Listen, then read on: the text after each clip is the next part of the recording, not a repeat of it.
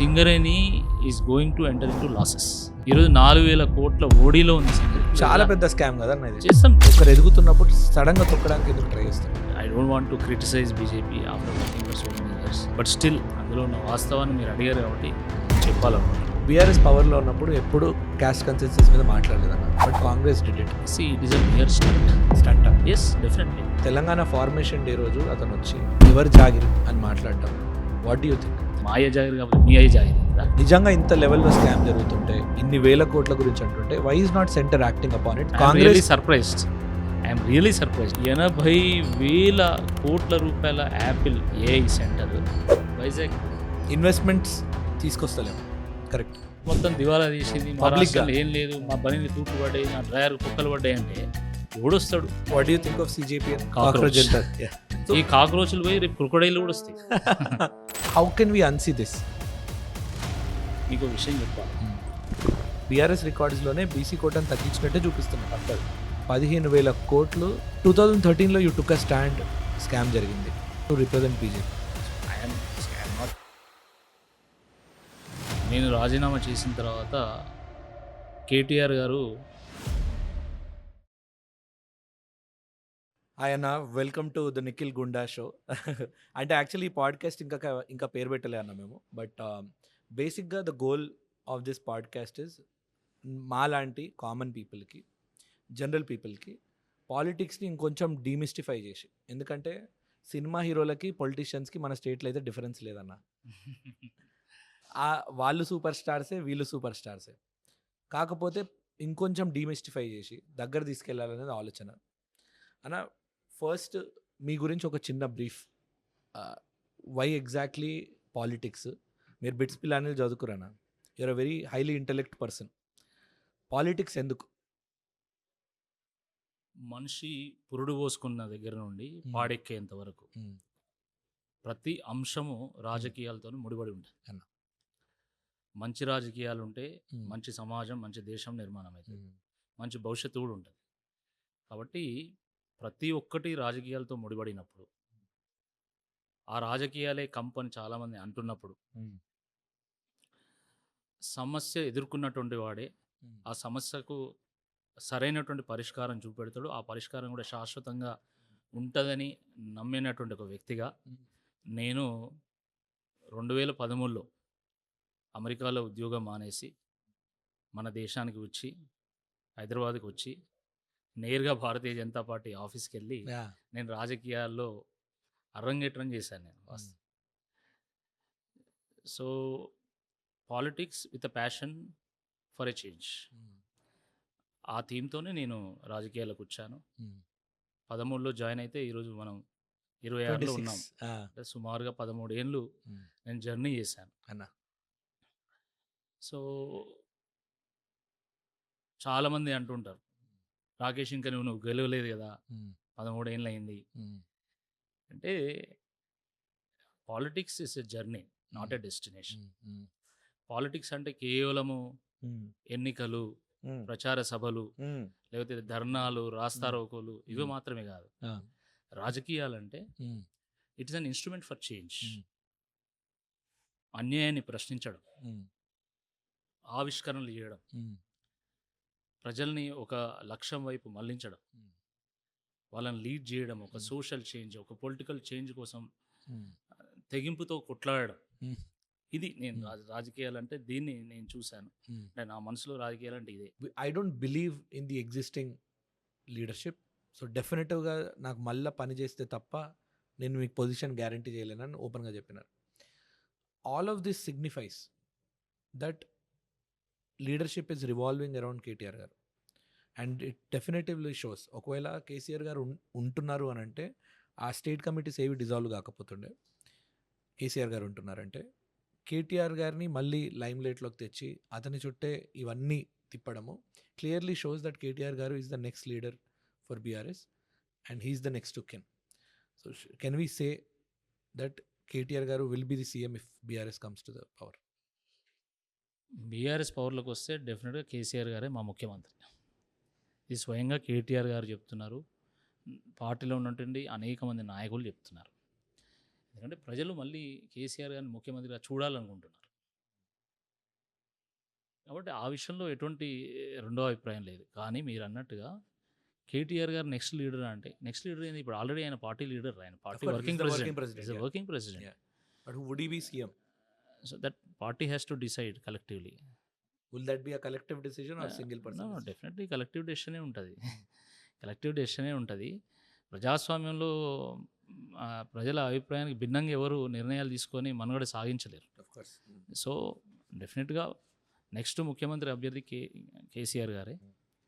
దాని తర్వాత ఏం జరుగుతుందని పార్టీ నిర్ణయిస్తుంది. బట్ కేటీఆర్ గారు ముఖ్యమంత్రి కావడానికి అన్ని అర్హతలు వారికి ఉన్నాయి. వారి తెలంగాణ మీద సంపూర్ణమైనటువంటి అవగాహన ఉంది, పట్టు ఉంది, పార్టీలో పట్టు ఉంది, ప్రజల్లో అభిమానం ఉంది. ముఖ్యంగా ఇప్పటి జనరేషన్, Cool ఇప్పటి CM. ఇప్పటి జనరేషన్ cool తగ్గట్టుగా ఎస్ ఎగ్జాక్ట్లీ వాళ్ళ యాస్పిరేషన్ని ఫుల్ఫిల్ చేయగలుగుతారు అన్న. అనే భావన అందరిలో ఉంది. కేసీఆర్ గారు చాలా దగ్గర పర్సన్. నాకు ఒకసారి ఏం చెప్పారంటే, ఎందుకు గలవాడు భయ, ఏంటి ప్రాబ్లం అని అంటే, said beautiful line I told in the previous podcast కూడా. నిఖిల్, ఆయనకి చుట్టుపక్కల నెగిటివిటీ నచ్చదురా. ఆయన he want to surround with very optimistic and happy people. అట్లుంటే ఆయనకు మజా. నువ్వు వీళ్ళందరినీ పక్కన పెట్టుకొని ఇబ్బంది పెట్టదలుచుకోడు. He knows what to do. KCR చెప్పేంత మొగోడైతే ఎవడు లేడు కదా స్టేట్లో. Very close person. ఈ set I set make sense. Maybe కావచ్చు ఆప్టిమిస్టిక్ పీపుల్ని చుట్టుపక్కల పెట్టుకుంటాడు కాబట్టి ఆయన కూడా హ్యాపీ ఉండొచ్చు. But at the same level he would have touched people at some level. ఇంకా బెటర్గా ఉంటుండేమో అనిపించింది అన్న. ఇప్పుడు ప్రజానాడి తెలియకపోతే ఆయన ఒక కేసీఆర్ కిట్టు పెట్టేటువంటి వాడు కాదు, ఒక కళ్యాణ లక్ష్మి పెట్టేటువంటి వాడు కాదు, అమ్మఒడి కానీ ఇట్లా అనేక అద్భుతమైనటువంటి ఒక పథకాలు, మానవీయ కోణంలో పెట్టాల్సినటువంటి పథకాలు ఊరికే పెట్టాడు కదా. ఇప్పుడు రైతు బంధు లేదా రైతు బీమా, KCR kit, Kalyana Lakshmi, mission Bhagiratha, mission Kakatiya. Public మూడు తెలియకపోతే ఎట్లా చేస్తాడు? ఒక ఇల్లు కట్టినటువంటి మేస్త్రికి ఆ ఇంట్లో ఏ మూలన ఏముందో ఎట్లయితే తెలుసో, తెలంగాణ మూలన తిరిగినటువంటి నాయకుడు, తెలంగాణను సాధించినటువంటి నాయకుడు కేసీఆర్ గారికి తెలంగాణకు ఎప్పుడు ఏది అవసరం, ఎట్లా అవసరమో వారికి తెలుసు. ఒక డాక్టర్ ఒక ఇంజెక్షన్ ఇస్తే ఏ ఇంజెక్షన్ ఇస్తే ఆ మనిషి ఎట్లా రెస్పాండ్ అవుతుందో తెలిసినట్టుగా, ఏ పథకం పెడితే ఈ ప్రాంతానికి ఒక అవసరం తీరుతుందో కేసీఆర్ గారు తెలుసు. కాబట్టి ఆయన ముఖ్యమంత్రిగా ప్రజల గుండెల్లో నిలిచిపోయాడు. ఎన్నికే గెలవచ్చు, ఓడిపోవచ్చు అండి. There will be multiple reasons for a politician to lose or to win an election. ఎన్నికలు ఒక్కడే ప్రాతిపదిక కాదు నా ఉద్దేశంలో. వాట్ ట్రాన్స్లేట్స్ మీరు ఈ లీడర్షిప్తో ఉన్నప్పుడు కేసీఆర్ గారితో స్పెసిఫిక్గా, because I'm very fascinated by him. ఆయన ఎగ్జిస్టెన్స్ కానీ ఆయన స్పిరిట్ కానీ పర్సనల్గా నాకు చాలా ఇష్టం. ఏం డిరైవ్ చేస్తారన్న? మీరు కలిసి ఉంటారు చాలా వరకు సిచ్యువేషన్స్లో. What is one thing that you want to take that home? ఇంటికి వెళ్ళేటప్పుడు నీ అమ్మ ఏమున్నాడు రా మామ అట్లా అనిపించిన ఒక ఎలిమెంట్ ఆఫ్ హిమ్. అంటే నాకు బాగా నచ్చేది కేసీఆర్ గారిలో ఏంటంటే, ఏదైనా హార్ట్ఫుల్గా చేస్తాడు. దిల్దార్ ఉంటాడు, తెలంగాణలో లెక్క. దిల్దార్, బోలా మనిషి. ఏదో కురుసగా ఆలోచించి ఇరుగ్గా ఆలోచించేటువంటి వ్యక్తి కాదు. ఏది చేసినా హెల్ప్ అంటాడు. కళ్యాణ లక్ష్మి ₹1,00,000 ఇచ్చేయండి, ₹1,00,000 ఇచ్చేయండి, అందరికి ఇవ్వండి. ఎస్సీల ఎస్టీలకి ఎందుకు, బీసీలకు ఇవ్వండి, ఓసీల్లో కూడా వెనుకబడినటువంటి వాళ్ళకి ఇవ్వండి. పెన్షన్ ₹500 పెన్షన్, ₹200 పెన్షన్, 400 చేయొచ్చు. అట్లా కాదు, 2000 చేసే.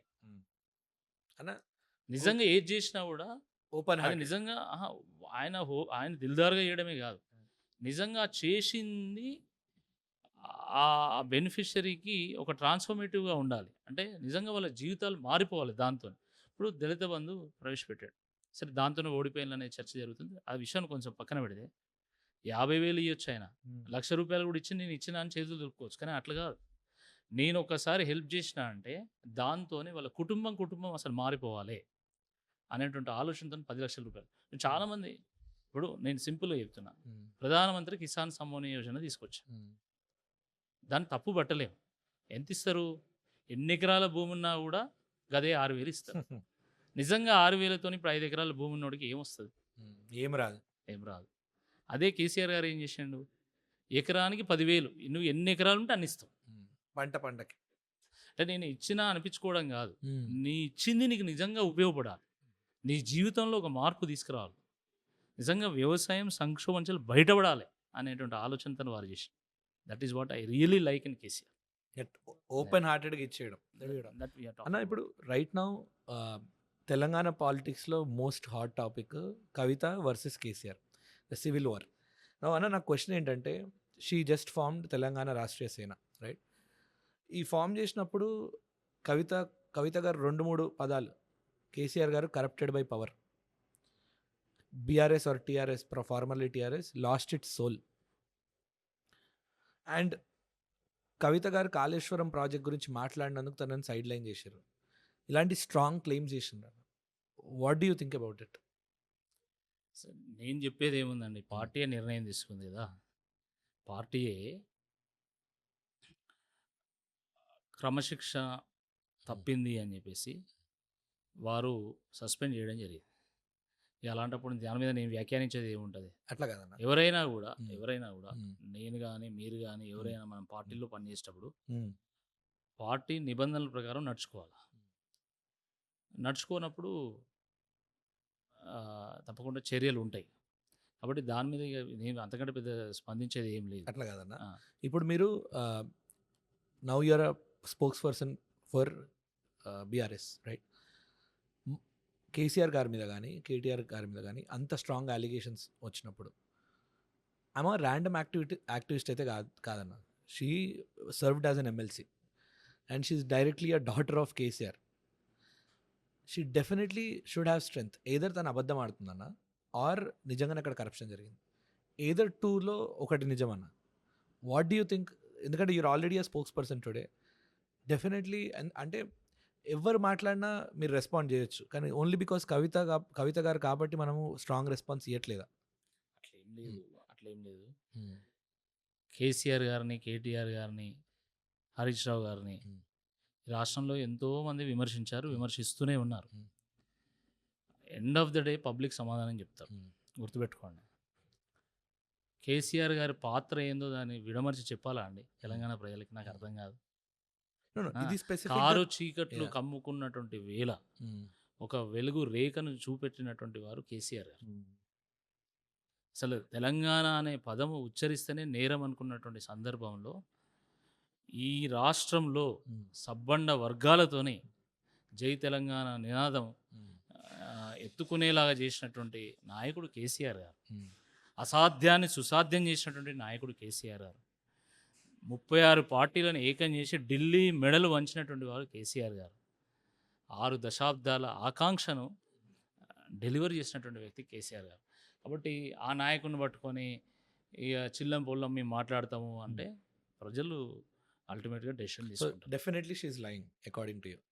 అంటే నేనేమంటున్నా అంటే కుటుంబం అంటే చిన్న చిన్న తగాదాలు ఉంటాయి, చిన్న చిన్న భిన్నాభిప్రాయాలు ఉంటాయి. ఇది చిన్నది కాదన్న. కానీ నేను అదే అంట, ఉంటాయి భేదాభిప్రాయాలు ఉంటాయి, భిన్నాభిప్రాయాలు ఉంటాయి.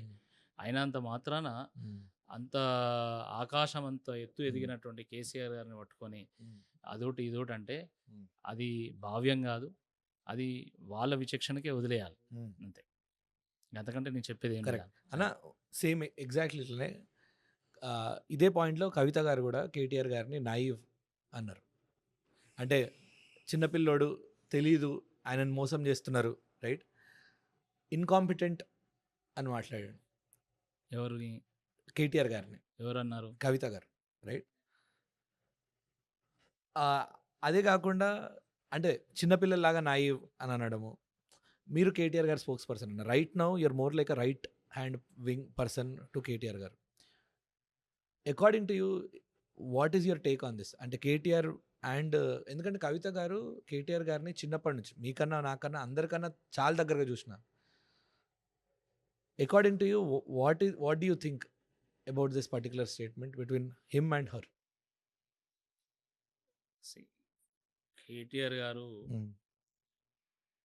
ప్రపంచాన్ని వచ్చినటువంటి నాయకుడు. ప్రపంచ పటంలో తెలంగాణకంటూ ఒక ప్రత్యేక స్థానాన్ని సంపాదించినటువంటి ఒక నాయకుడు. కాబట్టి ఆయన నైవ్ అని, ఆయనకి ఏం తెలియదని ఇవన్నీ చెప్పడము ఇది అమాయకత్వమే అవుతుంది. సరే, కవిత గారి కాంట్రిబ్యూషన్ ఈ పార్టీలో లేదని నేను చెప్పడానికి వీల్లేదు. డెఫినెట్గా జాగృతి ద్వారా ఒక సాంస్కృతిక స్పృహను వారు తెలంగాణ వ్యాప్తంగా కలిగించారు. దాంట్లో ఎటువంటి అనుమానం లేదు. కానీ వారికి ఉన్నటువంటి ఏదో చిన్న భిన్నాభిప్రాయాన్ని తీసుకొచ్చి ఒక అద్భుతమైనటువంటి ఒక నాయకత్వాన్ని వేలు పెట్టి చూపెట్టి ప్రజల్లో చులకన చేసేటువంటి ఒక ప్రయత్నం అయితే మంచిది కాదు ఇది. ఎందుకంటే ఇంతమంది నాయకులను చూసాం మనం తెలంగాణలో. కానీ జెన్జీ యొక్క స్పిరిట్ని అర్థం చేసుకున్నటువంటి ఏకైక నాయకుడు కేటీఆర్. జెన్జీ ఈరోజు ఏం కోరుకుంటున్నది? ఫాస్ట్ గవర్నెన్స్, ట్రాన్స్పరెంట్ గవర్నెన్స్, దాని తర్వాత more reliability, more transparency, more honesty. ఇది కేటీఆర్లో చూసాం. కానీ ఒక లీడర్ అట్లుంటే సరిపోద్దా అన్న, పార్టీలో చాలా మంది అదే రెస్పాన్స్ ఉండాలి. ఆ లీడర్కి హెల్మ్ ఆఫ్ ది అఫైర్స్లో పనిచేసేటువంటి అవకాశం వచ్చినప్పుడు మొత్తం మారుతుంది. Okay, let's hope. అన్న, ఒక స్పెసిఫిక్ క్వశ్చన్, ఎస్ ఆర్ నోలో ఆన్సర్ చెప్పండి నాకు. కవిత గారిని కాళేశ్వరం ప్రాజెక్టు పికప్ చేసినప్పుడు, కేటీఆర్ గారిని దూషించినప్పుడు, ఆఫ్ కోర్స్ మీరు పార్టీ డిసిప్లిన్ ఆ కేటగిరీలో వేసుకుందాం, అది పర్టికులర్గా పికప్ చేసినందుకే నన్ను సైడ్ లైన్ చేశారని ఘంటాపదంగా చెప్తుంది. It is a yes or no? I don't know అన్న. డెఫినెట్లీ ఐ డోంట్ నో అన్న. కానీ ఒకటి గుర్తుపెట్టుకోవాలి. రాజకీయాల్లో రాజకీయ నాయకులుగా మనం బ్రాడర్ థింగ్స్ గురించి ఆలోచించాలి. ఒక కాళేశ్వరం లాంటి ప్రాజెక్టు అది ఒక లైఫ్ టైం ఒక ప్రాజెక్ట్, అది ఒక life time achievement. Not anybody can do it. Okay, KCR లాంటి వ్యక్తి కాబట్టి, అలాంటి నాయకుడు కాబట్టి అది చేయగలిగాడు. మీరు ఆలోచించండి, అసలు ఎక్కడో 550 మీటర్ల లోతులో ఉన్నటువంటి నీళ్లను తీసుకొచ్చి తెలంగాణ మొత్తం తిప్పి హైదరాబాద్ కూడా చేర్చడం అంటే అది సామాన్యమైనటువంటి విషయం అండి? నాకు అర్థం కాదు. ఎన్ని దశాబ్దాల్లో ఎవ్వరు చేయలేనటువంటి సాహసాన్ని కేసీఆర్ గారు చేశారు. ఎక్కడ గోదావరి, ఎక్కడ హైదరాబాద్. గోదావరిని చెయ్యి పట్టుకొని నడిపించి నదులకే నడక నేర్పినటువంటి నాయకుడు కేసీఆర్ గారు. ఇది వాస్తవమే అన్న. It's a great project, we all agree.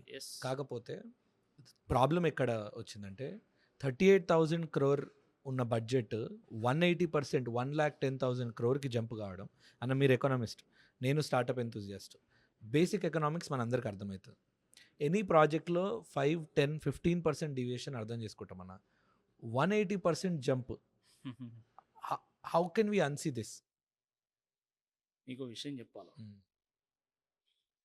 We have seen only two times increase in the estimate ఈ విషయంలో, కాళేశ్వరం విషయం. మీరు నాగార్జున సాగర్ తీసుకోండి, మీరు ఇంకా శ్రీశైలం ప్రాజెక్ట్ తీసుకోండి, ఇంకే ప్రాజెక్ట్ అయినా తీసుకోండి, మోర్ దెన్ 10 times ఇంక్రీజ్ అయింది అని ఎస్టిమేట్ అన్న. కంపేర్ చేస్తే ఇంత రికార్డ్ టైంలో ఏ ప్రాజెక్ట్ పూర్తి కాలేదు. 40 లక్షల ఎకరాలను సాగు చేసేటువంటి అవకాశం కలిగింది కాళేశ్వరం. ఇంకొకటి, రీసెంట్గా జరిగిన ఒక hot topic in the internet, Pawan Kalyan గారు జాగిర్ స్టేట్మెంట్. అన్న, పవన్ కళ్యాణ్ గారు ఎప్పుడు తెలంగాణ నినాదానికి సపోర్ట్ చేయలేదు. దానిపైన తెలంగాణ వచ్చినప్పుడు నేను 5 రోజులు అన్నం తినలేదని, నాకు అసలు నాకు ఇది ఒప్పుకోనని కంటిన్యూస్గా చెప్పారు, రైట్? అట్లాంటిది తెలంగాణ ఫార్మేషన్ డే రోజు అతను వచ్చి ఇది ఎవరు జాగిర్ అని మాట్లాడడం, what do you think? Telangana ప్రజల జాగిర్ అండి, నాకు అర్థం కాదు. ఆయన జాగిర్ ఎట్లయితే? ఒక సినిమా నటుడిగా పవన్ కళ్యాణ్ గారిని మనం అభిమానిస్తాం. పక్క రాష్ట్ర ఉప ముఖ్యమంత్రిగా కూడా పవన్ కళ్యాణ్ గారిని అభిమానిస్తాం. కానీ కొట్లాడి ప్రాణాలకు తెగించి సాధించుకున్నటువంటి రాష్ట్రానికి వచ్చి మళ్ళీ ఇది మీ జాగిరా అని అడిగితే మా జాగిర్ కాకపోతే ఆయన జాగిర్ అవుతుందా? అసలు who are you to question us? నువ్వైతే పెద్ద స్టార్ అయితే కా, నువ్వు పక్క రాష్ట్రానికి ఉప ముఖ్యమంత్రి అయితే కా, రేపు ముఖ్యమంత్రి అయితే కూడా అయితే కావచ్చు, మాకు తెలియదు, కావద్దని కూడా మేము కోరుకోవట్లేదు. కానీ మా రాష్ట్రానికి వచ్చి నువ్వు మీ అయ్య జాగిరా మాయ జాగిరా అంటే మాయ జాగిర్ కాకపోతే మీ అయ్య జాగిర్ అవుతుంది. Definitely this is disrespectful to Telangana. 100% కదా. అసలు తెలంగాణ ఫార్మేషన్కి బేసే సెల్ఫ్ రెస్పెక్ట్. ఎస్, నీళ్లు నిధులు నియామకాలు ఒక నినాదం అయితే ఆత్మగౌరవం అనేది బలమైనటువంటి నినాదం. అలాంటి నినాదాన్ని ఎత్తుకొని ఎన్నో త్యాగాలు చేస్తే వచ్చినటువంటి తెలంగాణను పట్టుకొని నువ్వు ఇష్టం వచ్చినట్టుగా మాట్లాడుతా అంటే ప్రజలు చూస్తూ ఊరుకోవడానికి సిద్ధంగా లేరు. ఆబ్వియస్లీ నీ ఇంటర్నెట్ సినిమా వస్తే మా వాళ్ళు వందల రూపాయలు పెట్టి చూస్తాం. టికెట్ కొనుక్కొని సినిమా చూస్తారు. Yeah. నీకు కొంత ఆదాయం కూడా వస్తుంది. అవును. కానీ నిన్ను ఎత్తుకొని ఊరేయడానికి మాత్రం ఎవడు ఇక్కడ సిద్ధంగా లేడు అనే వాస్తవాన్ని వారు గ్రహిస్తే బాగుంటుంది. అండ్ తెలంగాణ నుంచి వచ్చిన రిటాలియేషన్ అన్న ఓన్ ఫ్యాన్స్ కూడా చాలా మంది సపోర్ట్ కూడా చేయలేదు, వాయిస్ కూడా రాలేదు. జనరల్గా ఎప్పుడైనా పవన్ కళ్యాణ్ గారు ఏదైనా మాట్లాడితే మనం ఏదైనా అంటే కంప్లీట్ రిటాలియేషన్. ఎన్ని ఇన్స్టాగ్రామ్ పోస్ట్లో చూసి అంటే నాకు ఆ యూనిటీ చూసి మజా వచ్చిందన్న. ఒక్కసారి సరే మనం ఎట్లా డివైడ్ అయి ఉన్నా కానీ మన స్టేట్హుడ్ని మన సెల్ఫ్ రెస్పెక్ట్ని దెబ్బతీయడానికి వస్తే మాత్రం అందరం ఏకమై నిలబడడం మజా వచ్చిందన్న నిజంగా. ఎగ్జాక్ట్లీ. అరే తెలంగాణ ఒక త్యాగాల చరిత్ర కలిగినటువంటి ఒక గడ్డ ఇది. ధిక్కారానికి పేరుగాంచినటువంటి ఒక గడ్డ ఇది. దాశరథిని ఆ రోజు నిజామాబాద్ జైల్లో బంధిస్తే ఆయన నా రాజు తరతరాల బూజు అని గోడ మీద రాసినటువంటి ఒక చరిత్ర ఈ ప్రాంతంలో ఉంది. అన్యాయాన్ని ఎదిరించినటువంటి వాడే నాకు ఆరాధ్య దైవం అన్నటువంటి కాలోచి పుట్టినటువంటి గడ్డ ఇది. కాబట్టి ఎవరో వచ్చి ఇది నీ జాగీర్ నా జాగీర్ అని ఒక మన ఆత్మగౌరవాన్ని దెబ్బతీసి లేకపోతే మన అస్తిత్వం మీద దెబ్బ కొట్టేటువంటి ఒక ప్రయత్నం చేస్తే చూస్తూ ఊరుకోవడానికి ఎవడు సిద్ధంగా లేడు. రిపీటెడ్లీ క్లెయిమింగ్ భయ్యా నెక్స్ట్ 5 ఏళ్ళు నేనే ఉంటా. అండ్ నాకు తెలిసిన న్యూస్ ఏంటంటే they are not touching any large projects ఏదైనా ఇప్పుడు మూసీ కానీ స్కిల్ యూనివర్సిటీ కానీ దే నాట్ టచింగ్ బికాజ్ అనవసరంగా కాంట్రవర్సీ అట్రాక్ట్ చేస్తాం. కాంట్రవర్సీ అట్రాక్ట్ చేస్తే ఓడిపోతాం. What Kaleshwaram did to BRS this can do to Congress అని. They not large scaly deploying. So what would be the strategy for BRS to counter whatever Congress has done? ఒక సాధారణ నాయకుడు రాబోయే ఎన్నికల గురించి ఆలోచిస్తాడు.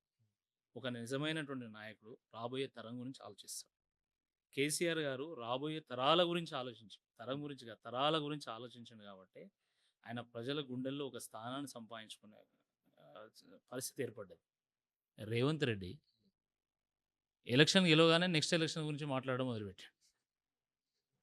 సంవత్సరం కూడా కాలే మళ్ళీ నెక్స్ట్ 10 ఏళ్ళు నేనే ఉంటా. ప్రజలు నిన్ను ముఖ్యమంత్రిగా ఎన్నుకున్నది అందుక నెక్స్ట్ ఎలక్షన్లో ఎవడు గెలుస్తాడు అని చెప్పడానిక? నువ్వు ఏం చేస్తావు, నెక్స్ట్ తరానికి ఏం చేస్తావు, ఈ తరానికి ఏం చేస్తావు చెప్పడానికి నిన్ను ఎన్నుకున్నారు. నువ్వు అది మర్చిపోయి 1994 నుంచి 2004 వరకు చంద్రబాబు నాయుడు, 2004 నుంచి 2014 వరకు వైఎస్ రాజశేఖర రెడ్డి, 14 నుంచి 24 వరకు కేసీఆర్ గారు, 24 నుంచి 34 వరకు రేవంత్ రెడ్డి. అసలు ఒక చంద్రబాబు నాయుడు, ఒక రాజశేఖర్ రెడ్డి, ఒక కేసీఆర్ ఎక్కడ, రేవంత్ రెడ్డి ఎక్కడ? చంద్రబాబు నాయుడు గారిని సరే మనం అపోజ్ చేయొచ్చు కాక, దట్ ఈస్ డిఫరెంట్. బట్ ఆయన ఎన్ని సంస్కరణలు తీసుకొచ్చాడు. ఆయన ఐటీకి బాటలు వేసి. కానీ అన్న by the time these guys were CMs, ఇప్పుడు చంద్రబాబు నాయుడు గారు కానీ కేసీఆర్ కానీ they seen a lot. Exactly. But he's too young. Is too young for to bring any revolutionary changes. ఒకటైతే we have to give a hats off that ఆ ఏజ్లో ఆ particular పార్టీలో అందరినీ పెద్ద తలకాయలు. ఇప్పుడు మీరు అన్నట్టు 11 years ఆఫ్ పార్టీలో ఉండి you know what is the opportunity cost. Revanth Reddy గారికి అయితే 100% హ్యాట్స్ ఆఫ్ చెప్పాలి in terms of becoming a CM. ఎట్లయిండు ఏంది కథ పక్కకు పెడదామన్నా. Shouldn't we appreciate him becoming a CM? ఒకటి గుర్తుపెట్టుకోండి, వైఎస్ రాజశేఖర రెడ్డి గారు ఎన్నో డక్కా ముక్కలు తిని ప్రజలకు ఒక ఎజెండా చూపెట్టి ఆయన అధికారంలోకి వచ్చాడు. కేసీఆర్ గారు తెలంగాణను సాధించి ఒక ఎజెండాను పెట్టి ఆయన ముఖ్యమంత్రి అయ్యాడు. రేవంత్ రెడ్డిని ప్రజలు ఈయన ముఖ్యమంత్రి కావాలని ఓటేస్తే గెలిచిన ఆయన కాదు. అంటే let me be very open in this aspect. KCR గారి మీద కోపంతో కాంగ్రెస్ పార్టీకి ఓటేస్తే ఆయన ముఖ్యమంత్రి అయ్యాడు. అది కూడా ఆయనే చెప్పిండు, ఎంతో తొక్కుకుంటూ వచ్చిన అందరిని అని చెప్పాడు. తొక్కుకుంటూ వచ్చిన ముఖ్యమంత్రి ఆయన. అన్న what do you think of media over ఇప్పుడు రైట్ నౌ 2 కంపెనీలు are controlling 90% of Indian media. What is your take? Because that's the core for people's voice. That's ఇప్పుడు అది కొనేసిరు. See water will find its own level. ఇప్పుడు మీరు మీడియాను కొనేసి మీడియాని కట్టేలు చేస్తే ప్రజలు సోషల్ మీడియా ద్వారా వాళ్ళ వాయిస్‌ని వినిపిస్తున్నారు. సో, ఎంత అణచివేస్తే అంత తిరుగుబాటొస్తది. What do you think of CJP అన్న? Cockroach cockroach. Janata. Yeah! See cockroach Janata party అంటే వా వా వా అది కరెక్టా? తప్పా? అనేది పక్కన పెడితే, అంటే దేశంలో 20,00,00,000 మంది ఒక ప్లాట్‌ఫార్మ్ మీదకొచ్చి వాళ్ళ ఒపీనియన్‌ని వాయిస్ ఔట్ చేస్తున్నారంటే something is going on in this country. Something going wrong wrong in this country. Yeah! అంటే ఈరోజు స్పీడీ గవర్నెన్స్ కావాలి. మాకు ట్రాన్స్‌పరెన్స్ గవర్నెన్స్ కావాలి. మాకు బెటర్ లివింగ్ స్టాండర్డ్స్ కావాలి. బెటర్ ఇన్‌ఫ్రాస్ట్రక్చర్ కావాలి. Better employment opportunity, self employment opportunity, entrepreneurial opportunities కావాలని యువత కోరుకుంటున్నారు. ఒకప్పటిలాగా వేచి చూసేటువంటి ధోరణి ఈరోజు ఉన్నటువంటి జెన్‌జీలో లేదు.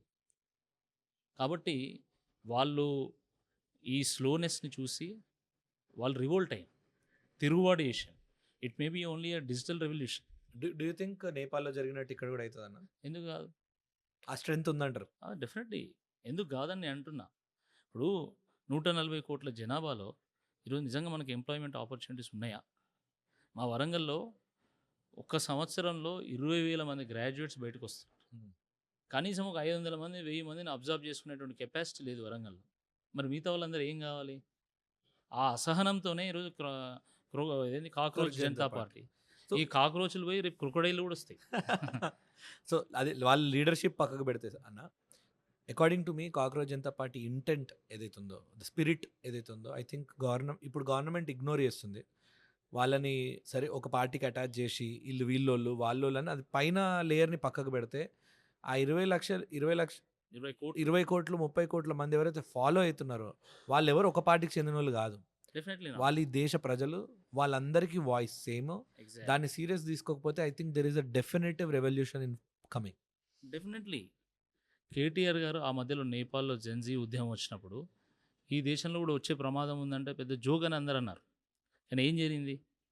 ఈరోజు క్రా ఏందది కాక్రోచ్ జనతా పార్టీ Yeah. రూపంలో ఒక Yeah. డిజిటల్ రెవల్యూషన్ వచ్చిందా? అబ్సల్యూట్లీ. సో ఇదే ధోరణి గనుక కంటిన్యూ అయితే, మేము ఇట్లనే ఉంటాము, మేము వారసులను తీసుకొచ్చుకుంటాము, మేము వేల కోట్ల రూపాయలు కుమ్మరిస్తాము, మేము ఇట్లనే దోచుకుంటాము, ఇట్లనే అంటే ఇదే బ్యూరోక్రసీ ఇట్లనే ఉంటుంది అని అనుకుంటే తప్పకుండా తిరుగుబాటు వస్తుంది. దేశంలో కొత్త శక్తులు పుట్టుకొస్తాయి. అప్పుడు వీళ్ళందరూ కూడా తలవంచగా తప్పదు. రియల్ ఎస్టేట్ కుప్పకూలింది. రియల్ ఎస్టేట్ కుప్పకూలడం వల్ల అన్ని బిజినెసెస్ దెబ్బతిన్నాయి. పర్చేసింగ్ పవర్ దెబ్బతిన్నది. ఈరోజు హోటల్స్ నడవట్లేదు, రెస్టారెంట్స్ నడవట్లేదు, బార్స్ నడవట్లేదు, క్లాత్ స్టోర్ రూమ్స్ నడవట్లేదు, రిక్రియేషన్ సెంటర్స్ నడవట్లేదు. ఏ బిజినెస్ అయినా చూడండి 2023తో పోలిస్తే ఈరోజు వాళ్ళ బిజినెస్ 60% కూడా లేదు. లిక్విడిటీ తగ్గిపోయింది. దాని కారణంగా ప్రభుత్వానికి పన్నులు రావడం లేదు. ప్రభుత్వానికి పన్నులు రాకపోవడం వల్ల ఈరోజు ప్రభుత్వం ఇన్వెస్ట్ చేయలేకపోతుంది. దానివల్ల ఆయన ఏమంటాడు, నా బనీన్కి తూట్లున్నాయి, నా డ్రాయర్లకు తూట్లున్నాయి, నన్ను దొంగను చూసినట్టు చూస్తాను, నేను చెప్పులు ఎత్తుకపోతే కావచ్చు అని అనుకుంటాను. ఇదా అండి ముఖ్యమంత్రి మాట్లాడాల్సిన మాటలు? డెఫినెట్లీ ఆ పర్టికులర్ లైన్లో మాత్రం ఆ సీఎం స్టూడెంట్ స్పీక్. ముఖ్యమంత్రి మనల్ని మనం సెల్ఫ్ డిస్రెస్పెక్ట్ చేసుకుంటే పక్క స్టేట్ మనల్ని ఎందుకు గౌరవిస్తుంది కానీ. ఎగ్జాక్ట్లీ. అన్న ఇప్పుడు ఇంకొక కేసీఆర్ గారు ఆయన తెల్లారులేస్తే తెలంగాణ ఒక బంగారు తునుక అనేటోడు. అంటే ఒక హోప్ క్రియేట్ చేసి నిజంగా ప్రాబ్లమ్స్ ఉన్నాయి, అట్లీస్ట్ మార్కెటింగ్ మంచిగా చేయాలి అంతే కదా, ఎవరమైనా అంతే కదా. ఇప్పుడు కదా. మన స్థితిగతులు బాగున్నాయి అని అంటే ఎవరైనా పెట్టుబడి పెట్టడానికి వస్తారు. బాగుంటుంది. మాది మొత్తం దివాలా తీసింది, మా Public గా. రాష్ట్రంలో ఏం లేదు, మా బనీకి తూట్లు పడ్డాయి, నా డ్రైయర్ పొక్కలు పడ్డాయి అంటే ఎవడొస్తాడు? ఎవడొస్తాడు? నిజం. కొంచెమన్నా అర్థం ఉండాలి. ఒక ముఖ్యమంత్రి మాట్లాడాల్సినటువంటి మాటలు కాదు. ఈ సందర్భంగా మీకు ఒక విషయం గుర్తు చేయాలి. ఆంధ్రప్రదేశ్కు ముఖ్యమంత్రిగా వ్యవహరించినట్టు టంగుటూరు ప్రకాశం పంతులు గారు, ఆయన ఎప్పుడు ఒక షాల్వా ఇట్లా వేసుకునేవాడు. మీరు ఫోటోలో కూడా చూస్తుంటారు. అయితే ఒకానొక సందర్భంలో ఒక ఆయన అడిగాడు, సార్ మీరు ఎప్పటికీ షాల్వానే ఎందుకు వేసుకుంటారు, ఒక అంగి మీద ఉండొచ్చు కదా అని. అంటే ఆయన ఇచ్చినటువంటి సమాధానం ఏంటంటే, ఈ షాల్వా వెనుక నా అంగికి తూట్లు ఉన్నాయి, నా రాష్ట్రమే దివాలా తీసినప్పుడు నాకు మంచి అంగి ఎందుకు అని చెప్పేసి నేను ఆ తూట్లు ఉన్నటువంటి అంగే వేసుకున్నా, కానీ దాని పైన నేను మంచిగా షాల్వా కప్పుకున్నా అని చెప్పాను. అంటే నిజంగా సమస్య ఉన్నప్పుడు కూడా మార్కెటింగ్ మాత్రం తప్పదు. ముఖ్యమంత్రిగా నువ్వు ఒక హోప్ని క్రియేట్ చేసేటువంటి ఒక ప్రయత్నం చేయాలి తప్ప నువ్వు ఉన్న సెంటిమెంట్ని కూడా దెబ్బతీసేటువంటి ప్రయత్నం చేస్తే మార్కెట్ ఉంటుందా అండి? కరెక్ట్. నువ్వు చేసిన ఒక్క తప్పిదానికి ఈరోజు లక్షల కోట్ల మంది ఈరోజు దివాలా తీసేటువంటి ఒక పరిస్థితి వచ్చింది. ప్రజల చేతుల్లో ఆదాయం లేదు, ఉపాధి దెబ్బతిన్నది. ఎవరు కారణం దీనికి? ఎంత కష్టపడితే తెలంగాణ ఈ స్థాయికి వచ్చింది? ఈరోజు నీ చర్యల వల్ల, నీ దిక్కుమాల చర్యల వల్ల మళ్ళీ 20 ఏళ్ళు వెనక్కిపోయింది. ఒక 5 ఏళ్ళు దెబ్బతీస్తే మళ్ళీ దాన్ని రీకన్స్ట్రక్ట్ చేయడానికి ఎంత సమయం పడుతుందండి? You last an opportunity. నేను ఎందుకు చెప్తున్నా అంటే 80,000 కోట్ల రూపాయల యాపిల్ ఏఐ సెంటర్ వైజాగ్ పోయి బట్ అన్ని ఉద్యోగాలు వచ్చేటి. డేటా సెంటర్ గురించి will discuss. Data centre is not technically a win అన్న, ఎందుకంటే it needs a lot of water. Definitely మీరు అన్నట్టు వాటర్ లేదా మన దగ్గర? అట్లా కాదన్నా. ఒక మల్లన్న సార్ 50 TMC వాటర్ ఉంది. 50 TMC, not a joke. Hyderabad నెత్తి మీద కుండబెట్టినట్టు. బట్ కంటిన్యూస్లీ క్లోరోఫ్లోరో కార్బన్స్ కూడా వదులుతుంది. It's very polluting. అంటే మన దగ్గర ఫార్మా హబ్బే పెట్టాలనుకున్నాం, ఇది పెద్ద లెక్క. దానికి సొల్యూషన్ ఉంటుంది. బట్ నేను నా పాయింట్ ఏంటంటే నా స్పిరిట్ని అర్థం చేసుకోండి. మీరు ఇన్వెస్ట్మెంట్స్ తీసుకొస్తలేము. కరెక్ట్. అవకాశం ఉండి మనం కోల్పోయినామని అన్న. నా కేటీఆర్ గారు రీసెంట్గా ఎక్కడ ప్రెస్ మీట్కి వెళ్ళినా కానీ సింగరేణి కోల్ స్కామ్ బాల్కా సుమన్ గారి గురించి మాట్లాడుతున్నాం. ఆయన చెప్పింది ఏంటంటే 15,000 కోట్లు స్కామ్ జరిగింది దేర్ సైట్ విజిటేషన్ సర్టిఫికెట్స్ మీద. రాని ప్రాఫిట్ మీద కూడా ట్యాక్స్ కట్టడం జరిగింది. కానీ అన్న కొంచెం బ్రీఫ్గా ఎక్స్ప్లెయిన్ చేయగలుగుతారా? బికాజ్ కొంచెం బ్రేక్ డౌన్ చేసి పైన పాయింట్సే ఉన్నాయి మీడియాలో, కానీ ఇన్ డెప్త్గా ఎక్కడ లేదు దీని గురించి. కొంచెం బ్రీఫ్గా చెప్తే ఇట్ విల్ బి ఇంట్రెస్టింగ్ అన్న. Telangana it is the only southern state to have coal mines. Okay, Singareni Telangana సిరుల గని. సింగరేణి మన తెలంగాణ ఆత్మగౌరవ బాణి. అది దక్షిణ భారతదేశంలో ఏ రాష్ట్రానికి లేనటువంటి అదృష్టం తెలంగాణకు ఉంది. ఎందుకంటే Telangana is the only state to have coal mines and Singareni is the only company to be in the coal fields, active coal fields. Exactly. సుమారుగా 150 ఏళ్ళుగా తెలంగాణకు బాసటగా నిలిచినటువంటి కంపెనీ సింగరేణి. 1,00,000 కుటుంబాలకు అండగా నిలిచినటువంటి కంపెనీ సింగరేణి. తెలంగాణకు ఆర్థిక వెన్నుముకగా నిలిచినటువంటి కంపెనీ సింగరేణి. మన కర్ణాటక, ఆంధ్రప్రదేశ్, తమిళనాడు, కేరళ లాంటి రాష్ట్రాలకు వెలుగులు నింపినటువంటి కంపెనీ సింగరేణి. అయితే సింగరేణి ఒకనాడు అద్భుతంగా విలసిల్లింది ఈ ప్రాంతంలో. 1995 నుండి 2025 వరకు ఎప్పుడు కూడా నష్టాల బాట పట్టలేదండి Singareni. For the first time after such a long period Singareni is going to enter in to losses. ఒకనాడు ఫిక్స్డ్ డిపాజిట్స్ ఉండేటి సింగరేణి. ఈరోజు 4,000 కోట్ల ఓడీలో ఉంది సింగరేణి. వై అన్న? ఎందుకట్లా? ఎందుకంటే ఎప్పుడు సింగరేణిలో పొలిటికల్ జోక్యం ఉండేది కాదు. ఫర్ ది ఫస్ట్ టైం ఏంటంటే పొలిటికల్ ఇంటర్ఫియరెన్స్ ఎక్కువైపోయి, అంటే సింగరేణి ఎట్లా అంటే అది ఒక మన మన మన రాష్ట్రానికి ఒక వజ్రపు గని లాంటిది. మనకు వజ్రపు గనులు లేకపోవచ్చు, బంగారు గనులు లేకపోవచ్చు. Coal is the gold. Exactly. కానీ మన నల్ల బంగారమే మనకు వజ్రము, మనకు బంగారం, మన వెండి బంగారం మన నల్ల బంగారమే. కాబట్టి ఆ గనులను దోచుకోవాలి అనేటువంటి ఆలోచన రేవంత్ రెడ్డి గారు చేసింది. కాబట్టి ఈరోజు మొట్టమొదటిసారి సింగరేణి నష్టాల బాట పట్టనున్నది. విజిట్ సర్టిఫికెట్ స్కామ్ అని హరీష్ రావు గారు చెప్తూ వస్తున్నారు. ఎప్పుడు కూడా మీరు విజిట్ చేస్తే మీరు విజిట్ చేశారు కాబట్టి దాని తర్వాతనే టెండర్ వేయాలనే రూల్ ఎప్పుడు లేదు. కానీ ఫస్ట్ టైం ఏంటంటే ప్రభుత్వం నుంచి విజిట్ సర్టిఫికెట్ ఒకటి తీసుకుంటేనే మీరు టెండర్ వేయగలరు అని చెప్పేసి ఒక రూల్ తీసుకురావడం వల్ల ఎవరైనా నిజంగా టెండర్ వేయాలి అనుకున్న వాళ్ళని వీళ్ళు విజిట్ చేయనియరు. విజిట్ చేసినా విజిట్ సర్టిఫికెట్ ఇవ్వరు. ఆ రకంగా వాళ్ళకి కావాల్సినోళ్ళే టెండర్ వేసే విధంగా చేసి, ఆ టెండర్‌ని తక్కువ తక్కువ అంటే ఎక్కువ అమౌంట్‌కి టెండర్ అవార్డేటట్టు చేయడం వల్ల సింగరేణి లాసెస్‌లోకెళ్ళిపోతుంది. చాలా డీటెయిల్డ్‌గా విత్ ప్రూఫ్స్ హరీష్ రావు గారు దీన్ని రామగుండంలో, భూపాలపల్లిలో, కొత్తగూడెంలో ప్రెజెంట్ చేశారు. వేల మంది కార్మికుల సమక్షంలో వారు ప్రెజెంట్ చేయడం జరిగింది. గుర్తుపెట్టుకోండి, కార్మికులు సమ్మె చేయడం మనం చూసాం. కానీ మొట్టమొదటిసారి సింగరేణిలో ఆఫీసర్స్ సమ్మె చేస్తున్నారు. అంటే ఎంత దయనీయంగా ఉందో ఒకసారి పరిస్థితి అర్థం చేసుకోండి. నిన్నగాక మొన్న నేను కొత్తగూడెం ఆఫీసర్స్ యొక్క సమ్మెలో పాల్గొని వచ్చినాయి. ఈ ప్రూఫ్స్ అన్ని ఆన్లైన్లో పెట్టేసేయచ్చు కదా ఫర్ పీపుల్ టు డిసైడ్. మీరు ప్రజెంట్ చేస్తున్నారు correct. Why is not in the public record? వారేమైనా 4 గోడల మధ్య రహస్యంగా ఏమైనా ప్రదర్శిస్తున్నారు? correct. నాకు అర్థం కాదు. మీడియా ముందు ప్రదర్శన చేస్తున్నారు. మీడియాలో ఉంది, పీపీటీ ఉంది, people can go through it. పేపర్లు రాస్తున్నాయి పుంకాలుగా. అదొక్కటే కాదండి, సోలార్ స్కామ్ ఉంది, అందులో జిల్టిన్ స్టిక్స్ స్కామ్ ఉంది, అట్లా అనేక స్కాములు ఉన్నాయి.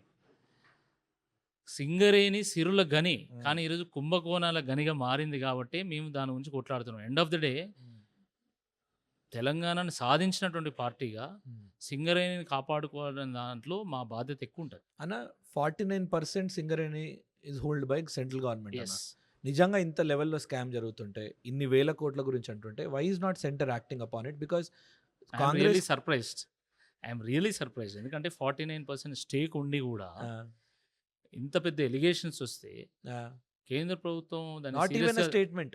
కేంద్ర ప్రభుత్వం సీరియస్గా తీసుకోవాల్సింది పోయి కిషన్ రెడ్డి గారు ఏమంటారంటే, ముఖ్యమంత్రి గారు లేఖ రాశారు, మీరు దీని మీద ఎంక్వైరీ చేయండి అని చెప్పి. అసలు ఎలిగేషన్స్ వచ్చేటి ముఖ్యమంత్రి గారి మీద కదా. ముఖ్యమంత్రి గారికి బావమరిదికి టెండర్ కట్టబెట్టడానికే ఈ విజిట్ సర్టిఫికేట్ తీసుకొచ్చిండ్లు అని చెప్పడం జరుగుతుంది, దాని మీద ప్రచారం జరుగుతుంది. అలాంటప్పుడు ఆయన పారదర్శకంగా ఆయన మీద ఆయన ఎట్లా ఎంక్వైరీ చేసుకుంటాడు? చేసుకోలేడు కదా. కాబట్టి centre has to take it serious. అన్న ఫర్ 2 years బీఆర్ఎస్ ఏమంటుందంటే 4 million tons కోల్ మిస్ అవుతుంది. Filing and FIR takes 2 weeks. మరి బీఆర్ఎస్ ఇప్పటివరకు ఎందుకు ఫైల్ చేయాలి అన్న?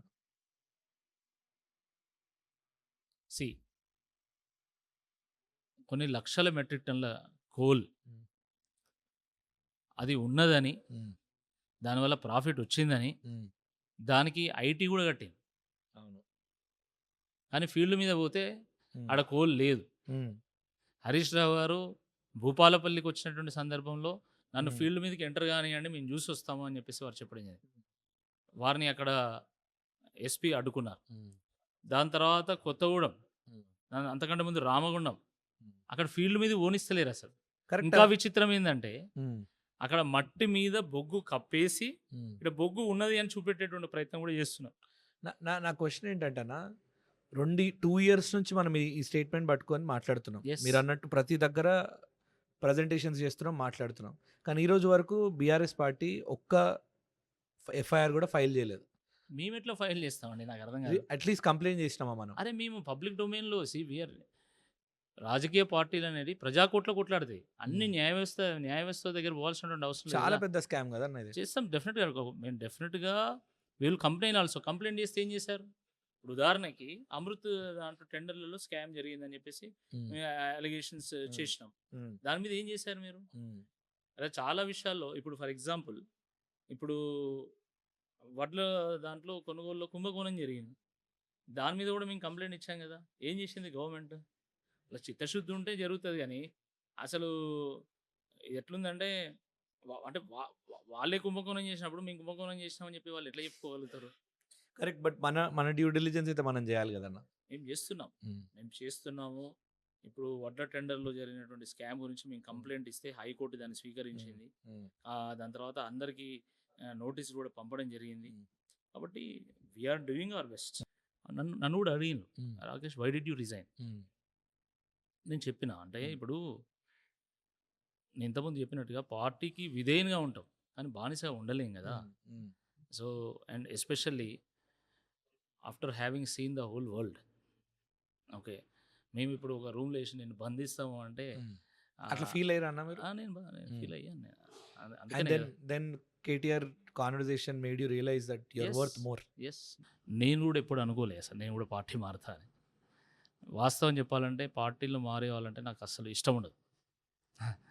కానీ నేను ఎప్పుడు ఊహించలే నేను కూడా పార్టీ మారుతా అని. కానీ సందర్భం అట్లా వచ్చింది.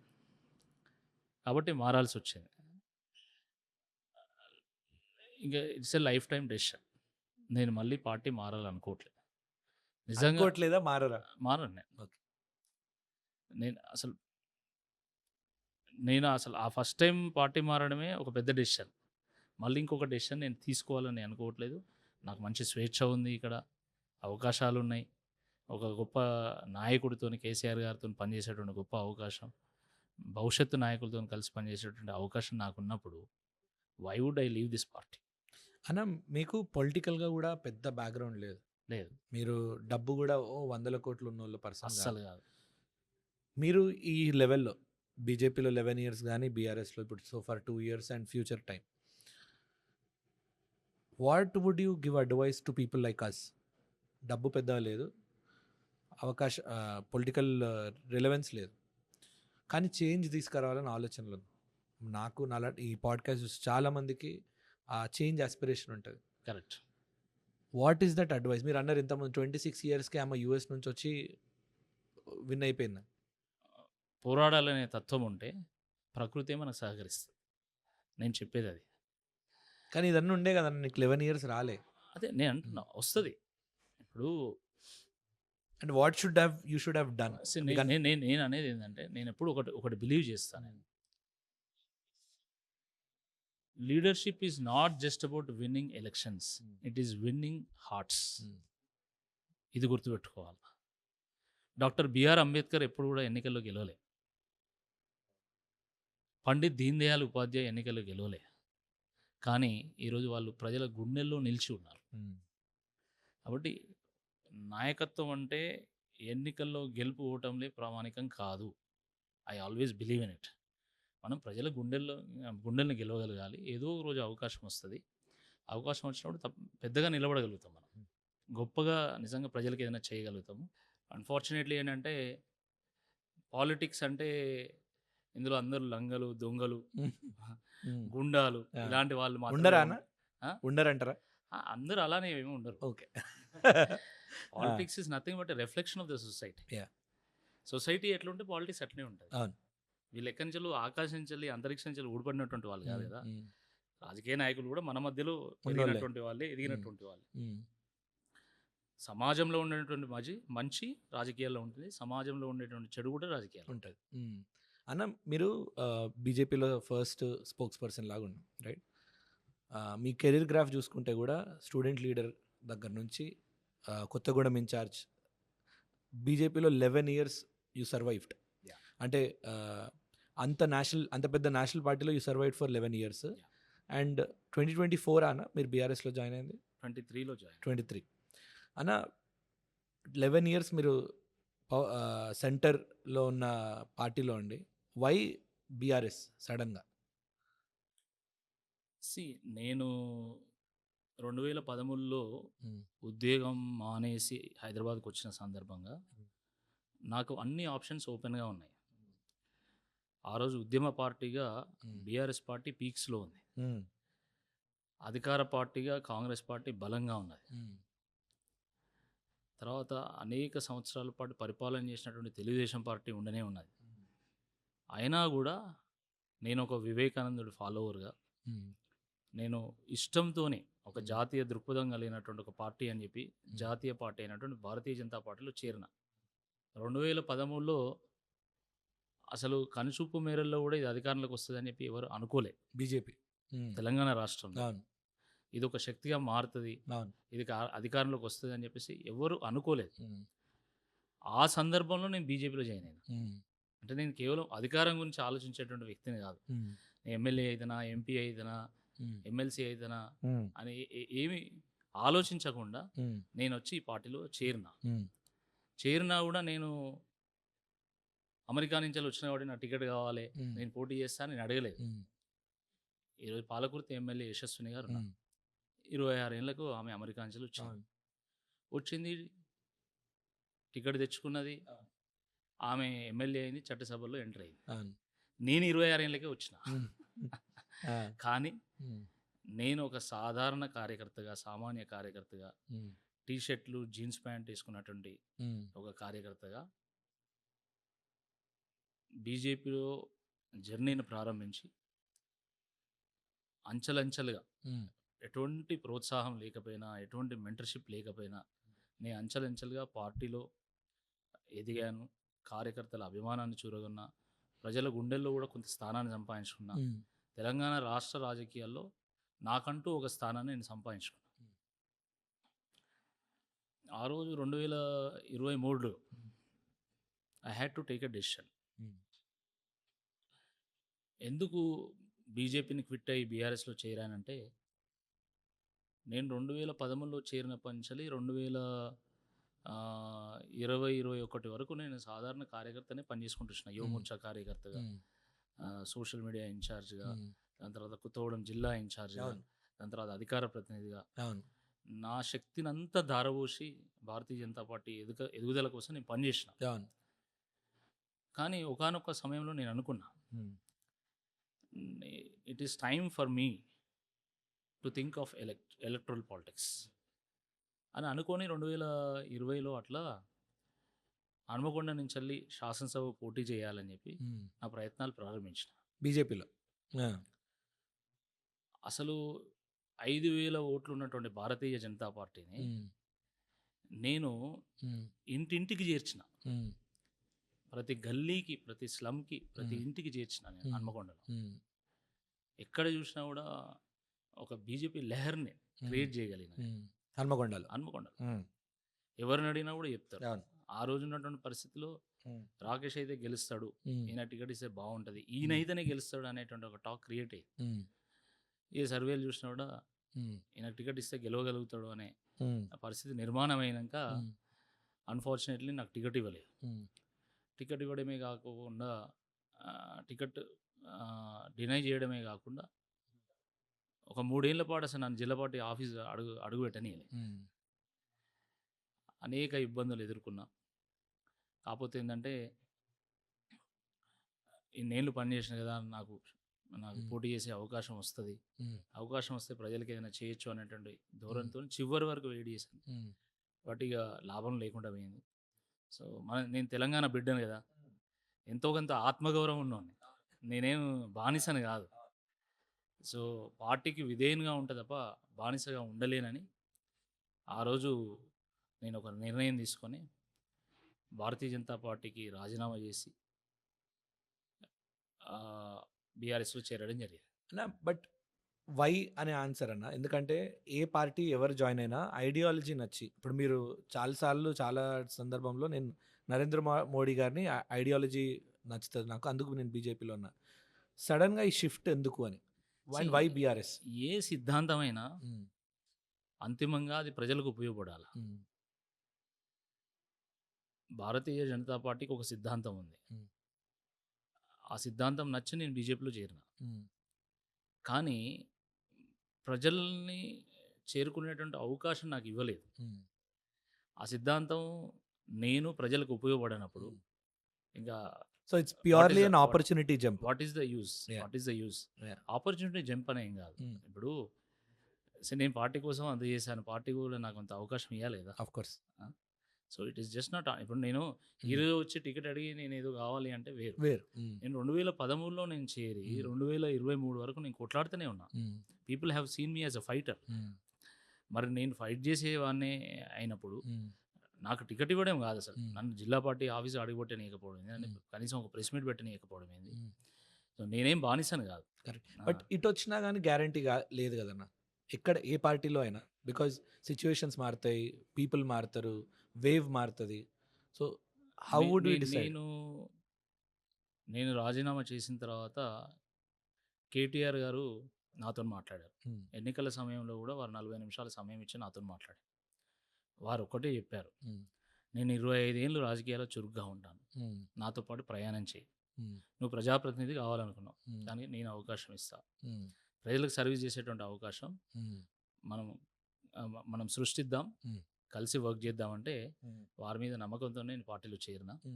It is not just about an opportunity to contest, it's also about self respect. So, ఆ వాల్యూ ఈరోజు ఇక్కడ దొరికింది. ఈరోజు అన్నమలై గారు హ్మ్. తమిళనాడులో హ్మ్. చాలా ఏళ్ల పాటు బీజేపీలో పనిచేసి ఎందుకు అవును. రిజైన్ చేశారు? మీరు చెప్పండి. అన్న అంటే తనకు అసెంబ్లీ టికెట్ ఇయ్యలేదు కాబట్టి ఆయన రిజైన్ చేసినాడు మీరు అనగలుగుతారా? లేదు. సెల్ఫ్ రెస్పెక్ట్ గూడా తీసేసినట్టే కదా! That is the point. కానీ అన్న why does this happen in BJP? ఇప్పుడు మనం ఇంతకుముందు కూడా మాట్లాడుకున్నట్టు కన్సిస్టెంట్‌గా ఈ ప్యాటర్న్ కనబడుతది. ఎవరైతే గ్రౌండ్ అప్ గ్రోత్ చూస్తారో అండ్ లాస్ట్ టైం మన తెలంగాణ ఎలక్షన్స్‌లో గూడా సడెన్‌గా బండి సంజయ్ గారికి అంత డెప్త్ పెరిగినంక, అంత వేవ్ వచ్చినంక సడెన్‌గా బండి సంజయ్ గారు లేరు పాలిటిక్స్‌లో. Why does this happen in BJP? ఒకరు ఎదుగుతున్నప్పుడు సడెన్‌గా తొక్కడానికి ఎందుకు ట్రై చేస్తారు? You should go and ask BJP. అట్లా కాదు. మీరు 11 ఇయర్స్ అక్కడ ఉన్నారు. I want your insider information that why does this happen in that party? Telangana బీజేపీలో మెరిట్‌ని ప్రివేల్ కానిచ్చేటువంటి ఒక కల్చర్ లేదు. Hmm. నేను ఘంటాపథంగా ఇది చెప్పగలుగుతా. Even though I have worked for 11 years and I have respect for several leaders in BJP. And my character is that I don't want to criticise BJP after working for so many years. But still అందులో ఉన్న వాస్తవాన్ని మీరు అడిగారు కాబట్టి నేను చెప్పాలనుకుంటున్నా. అందులో మెరిటోక్రసీని encourage చేయరు. Okay. మెరిట్‌కి స్థానం ఉండదు. ఓన్లీ తెలంగాణ బీజేపీ అన్న? Only Telangana BJP. ఓకే. నేను చూసింది తెలంగాణ బీజేపీలో ఈ పరిస్థితి ఉంది. అవును. బట్ ఇప్పుడు అన్నామలై గారు తమిళనాడులో రిజైన్ చేశారంటే It happened దానికి again కదా మళ్ళా. దానికి కూడా ఒక కారణం ఉండుంటది. యాహ్! చాలామంది నాలాంటి వాళ్ళు కొన్ని వేల మంది యువకులు బీజేపీ ఐడియాలజీ నచ్చి దేశభక్తి, జాతీయవాదం ఇలాంటి సిద్ధాంతాలను నమ్మి భారతీయ జనతా పార్టీలో ఏమీ ఆశించకుండా చేరి పనిచేస్తారు. అన్ఫార్చునేట్లీ ఏంటంటే వాళ్ళ స్కిల్ని యూటిలైజ్ చేసుకునేటువంటి పరిస్థితిలో ఈరోజు బీజేపీ లేదు. That is a fact. Okay. That is a fact. కాబట్టి వాళ్ళు ఆలోచించుకోవాలి దీన్ని ఏం చేయాలి, ఎట్లా చేయాలి. 2023లో నేను రిజైన్ చేసినప్పుడు కూడా చాలామంది ఆశ్చర్యపోయింది. నేను ఒక్కడిని కాదు, ఆ సమయంలో చాలామంది పార్టీకి రాజీనామా చేసి 11 ఇయర్స్ వాళ్ళు నాట్ ఎ బయటికి షార్ట్ టైమ్. ఒక ఒక ఒక ఫెరోషియస్ బీజేపీ లీడర్గా, యెస్. ఒక హార్డ్ కోర్ బీజేపీ లీడర్గా నన్ను చూశారు ప్రజలు. నేను కూడా రిజైన్ చేయడం చూసి చాలామంది ఆశ్చర్యపోయాను. డెఫినెట్లీ. అన్న ఇంకో క్వశ్చన్. 2020 నుంచి 2023 మీరు బీజేపీ స్పోక్స్ పర్సన్ లాగా ఉన్నారు. You tell me one incident where you praised KCR గారిని కానీ కేటీఆర్ గారిని కానీ ఒక్కసారి పొగిడిన సందర్భం ఉందా? రైతు బంధు కార్యక్రమాన్ని కేసీఆర్ గారు ప్రారంభించినప్పుడు నేను కేసీఆర్ గారు మంచి కార్యక్రమాన్ని తీసుకున్నారు అని చెప్పి నేను మాట్లాడడం జరిగింది. ఆ విషయంలో కూడా కొంత కాంట్రవర్సీ అయింది. అంటే బీజేపీలో ఉండి కేసీఆర్ గారిని ఎట్లా అప్రిషియేట్ చేస్తారని కూడా కొంతమంది అన్నారు. బట్ నేను ఒక రైతు బిడ్డని, నేను గ్రామీణ ప్రాంతం నుండి వచ్చినటువంటి వాడిని, వ్యవసాయ కుటుంబం నుంచి వచ్చినటువంటి వాడిని కాబట్టి ఒక రైతు యొక్క కష్టాలు ఎట్లుంటాయి తెలిసినటువంటి వాడిని కాబట్టి ఆ కష్టం విలువ తెలిసినటువంటి కేసీఆర్ గారు అంత బృహత్తరమైనటువంటి ఒక కార్యక్రమాన్ని వారు ప్రారంభించినప్పుడు రాజకీయాలకు అతీతంగా దాన్ని మనం అందరం కూడా స్వాగతించాలనేటువంటి ఒక ధోరణితోని ఇది ఒక గొప్ప కార్యక్రమం అని చెప్పి మాట్లాడినా ఆ రోజు కొంతమంది విమర్శించిండ్రు. కానీ అలాంటి కార్యక్రమాన్ని దాన్ని స్ఫూర్తిగా తీసుకొని ప్రధానమంత్రి గారు ప్రధానమంత్రి కిసాన్ సమ్మాన్ యోజనని ప్రారంభించడం జరిగింది. ఓకే. ఈ దేశంలో ఎన్నో పార్టీలు వచ్చినాయి పోయినాయి, ఎంతోమంది ప్రధానమంత్రులు అయ్యారు పోయారు, ఎంతోమంది ముఖ్యమంత్రులు అయిన పోయిన్లు. కానీ రైతుల గురించి ఇంత గొప్పగా ఆలోచించినటువంటి నాయకుడు మాత్రం ఎవరు లేరు. కేవలం కేసీఆర్ గారు మాత్రమే ఉన్నారు. రైతు బంధు అనేటువంటి ఒక ఆవిష్కరణ చాలా గొప్ప ఆవిష్కరణ. ఈరోజు మన టీ హబ్లో, వి హబ్లో మనం చాలా ఆవిష్కరణలు చూస్తుంటాం. కానీ ఇంతకంటే గొప్ప ఆవిష్కరణ బహుశా ప్రపంచంలో ఎక్కడ ఉండదు. ఎందుకంటున్నా అంటే గుర్తుపెట్టుకోండి, ఒక ఇంజనీర్ కావచ్చు, ఒక సైంటిస్ట్ కావచ్చు, నెలకు 10 లక్షల రూపాయలు సంపాదించేటువంటి ఒక CEO కావచ్చు, ఎవరైనా కూడా ఎండ్ ఆఫ్ ద డే వాళ్ళు బంగారం తినారు కదా, బువ్వనే తినాలి కదా, అన్నమే తినాలి కదా. మన పల్లెంలో ఉన్నటువంటి ప్రతి గింజ మీద, ప్రతి అన్నం మెతుకు రైతు పేరు ఉంటుంది. రైతు పేరు ఉంటుంది. దాని వెనుక రైతు జీవితకాలం చేసేటువంటి పోరాటం దాగి ఉంటుంది. దాన్ని కేసీఆర్ గారు గ్రహించి రైతును బతికించాలని కాదు, వ్యవసాయాన్ని బతికించాలనేటువంటి ఆలోచనతోనే వారు రైతు బంధు పథకాన్ని వారు ఆవిష్కరించడం జరిగింది. అవును. అద్భుతంగా అమలు కూడా చేసాడు. అండ్ లార్జెస్ట్ అప్రిషియేషన్ కూడా వచ్చింది అక్రాస్ నేషన్ ఈ పర్టికులర్ దానికి. డెఫినెట్లీ కదా, డెఫినెట్లీ. అన్న ఇప్పుడు you are an economist, right? Yeah. ఇప్పుడు జనరల్గా ఎకానమిస్ట్ వర్క్ ఆన్ ఇన్సెంటివ్స్ అన్న. ఎస్. ఇప్పుడు బీఆర్ఎస్ 2015 నుంచి 18 పవర్లో ఉన్నప్పుడు they were actually delivering good things on the ground. Yes. కానీ మీరు అప్పుడు రాలేదు బీఆర్ఎస్లోకి, yes. Right? 2023 or 4 you've come to BRS party. Yeah. What is that incentive delivery? ఇప్పుడు నిజంగా మీరు కాంట్రిబ్యూట్ చేస్తున్నప్పుడు అని అంటే పార్టీ పవర్లో ఉన్నప్పుడు కదా జనరల్గా పీపుల్ వచ్చేది. లాస్ట్ పవర్ ఉన్నప్పుడు రావడానికి కారణం ఏంటి? How do we see this? నేను అధికారం కోరుకొని రాజకీయాలకు వచ్చినటువంటి వాడిని కాదు. నే- నేను ఒక డిఫరెంట్ కైండ్ ఆఫ్ ఆలోచనతో వచ్చినటువంటి వాడిని. నిజంగా అధికారమే కావాలి అనుకుంటే నేను ఆ రోజే బీఆర్ఎస్ పార్టీలో జాయిన్ అయినటువంటి వాడిని, లేదా కాంగ్రెస్ పార్టీలో జాయిన్ అయ్యేటువంటి వాడిని. నేను కొన్ని విలువల కోసము, ఆ, కొన్ని సిద్ధాంతాల కోసం నేను రాజకీయాలకు వచ్చినటువంటి వ్యక్తి. కాబట్టి బీఆర్ఎస్ పవర్లో ఉంది కదా కాబట్టి నేను బీఆర్ఎస్లో చేయాలని నేను ఎప్పుడు అనుకోలేదు. చాలామంది అడిగారు కూడా నన్ను. కాబట్టి కానీ నేను ఎప్పుడు కూడా ప్రజల పక్షంగా ఉండాలి, ప్రజల కోసం కొట్లాడాలి, ఈ సమస్యలకు ఒక పరిష్కారం చూపాలి, రాజకీయాల్లో కూడా ఒక కొత్త కోణాన్ని ఆవిష్కరించాలని వచ్చినటువంటి వాడిని. కాబట్టి నేను ఉన్న శక్తి మేరకు నేను భారతీయ జనతా పార్టీలో ఆ డిఫరెన్స్ని క్రియేట్ చేశాను. ఈరోజు కూడా చాలామంది కార్యకర్తలు దాని గురించి మాట్లాడుకుంటారు. నేను పార్టీకి దూరమైనా కూడా బీజేపీ కార్యకర్తలు నాకు దూరం కాలే. మానసికంగా వాళ్ళు ఇప్పటికీ నాకు దగ్గరగానే ఉన్నారు. ఎందుకంటే నేను ఆ పార్టీని కిల్ చేయాలనో, ఆ పార్టీని ఏదో చేయాలని నేను ఏదో బయటికి రాలే. నాకు అక్కడ స్వేచ్ఛ దొరకలేదు, ఆ సెల్ఫ్ రెస్పెక్ట్ దొరకలేదు. కాబట్టి నేను పాటించాలి బయటకు వచ్చాను. సో సో బీఆర్ఎస్ అధికారంలోకి వస్తుందా లేదా నేను ఆలోచించలే. ఎంత లేదన్నా మన తెలంగాణ పార్టీ, తెలంగాణ సంస్కృతి, తెలంగాణ యొక్క యాస్పిరేషన్స్ని అద్భుతంగా అర్థం చేసుకున్నటువంటి ఒక పార్టీ. కాబట్టి ఇది ఒక మంచి ప్లాట్ఫామ్ అవుతుంది అన్న. Great point. కానీ మీరు 2013లో when you were here, right, agitation at peak ఉన్నప్పుడు బీజేపీ నెవర్ వోకల్గా సపోర్ట్ చేయలేదు తెలంగాణ స్టేట్ ఫార్మేషన్ కూడా ఎప్పుడు సపోర్ట్ చేయలేదు. బట్ 2013లో you took a stand to represent BJP. తప్పిది. BJP as a party it has taken a decision to support Telangana. In fact it was the first political party to pass a resolution in favour of Telangana. 1997లో కాకినాడలో వాళ్ళు తీర్మానం చేశారు. ఆ స్టాండ్ను వాళ్ళు చివరి వరకు మెయింటైన్ చేశారు. అయితే మధ్యలో కొన్ని సందర్భాల్లో, అంటే ఇప్పుడు ఉదాహరణకి వాజ్పేయి గారు గవర్నమెంట్ వచ్చింది. వాజ్పేయి గారు గవర్నమెంట్ వచ్చినప్పుడు 3 రాష్ట్రాలు ఏర్పాటు చేశారు, కానీ ఈ 4వ రాష్ట్రం అయినటువంటి తెలంగాణ వాళ్ళు ఏర్పాటు చేయలేకపోయింది. అప్పుడు బీజేపీలో ఉన్నటువంటి కొంత ఆంధ్ర లాబీస్ లేక దానివల్ల వాళ్ళు డెసిషన్ తీసుకోలేకపోయింది. బట్ చివరి వరకు బీజేపీ తెలంగాణ సపోర్ట్గా ఉంది. వాళ్ళు పార్లమెంట్లో కూడా వాళ్ళు ఓట్లు వేసిండ్రు, సుష్మా స్వరాజ్ గారు గొంతెత్తిండ్రు. బట్ తెలంగాణ వాదాన్ని ఫోర్ ఫ్రంట్కు తీసుకొచ్చింది మాత్రం BRS. Of course. So why not TRS? అప్పట్లో టీఆర్ఎస్, ఇప్పుడు బీఆర్ఎస్. 2013లో why not BRS when you are so committed to Telangana principles? నేను తెలంగాణ ప్రిన్సిపల్ ఒక్కటే కాదు కదా, నేను స్వామి వివేకానంద ఫాలోవర్ని కాబట్టి దానికి దగ్గరగా బీజేపీ ఉంటుంది. కాబట్టి నేను అప్పుడు బీజేపీలో జాయిన్ అయినా, ఒక నేషనల్ పార్టీ అది అని జాయిన్ అయినా. దాని తర్వాత కాలక్రమేణా నేను బీఆర్ఎస్లో జాయిన్ అయ్యాను. అది కూడా ఒక జాతీయ దృక్పథం కలిగింది. తెలంగాణ వాదాన్ని ఎత్తుకున్నా కూడా ఒక జాతీయ పార్టీగా అది అవతరించింది ఆ సమయంలో. సరే,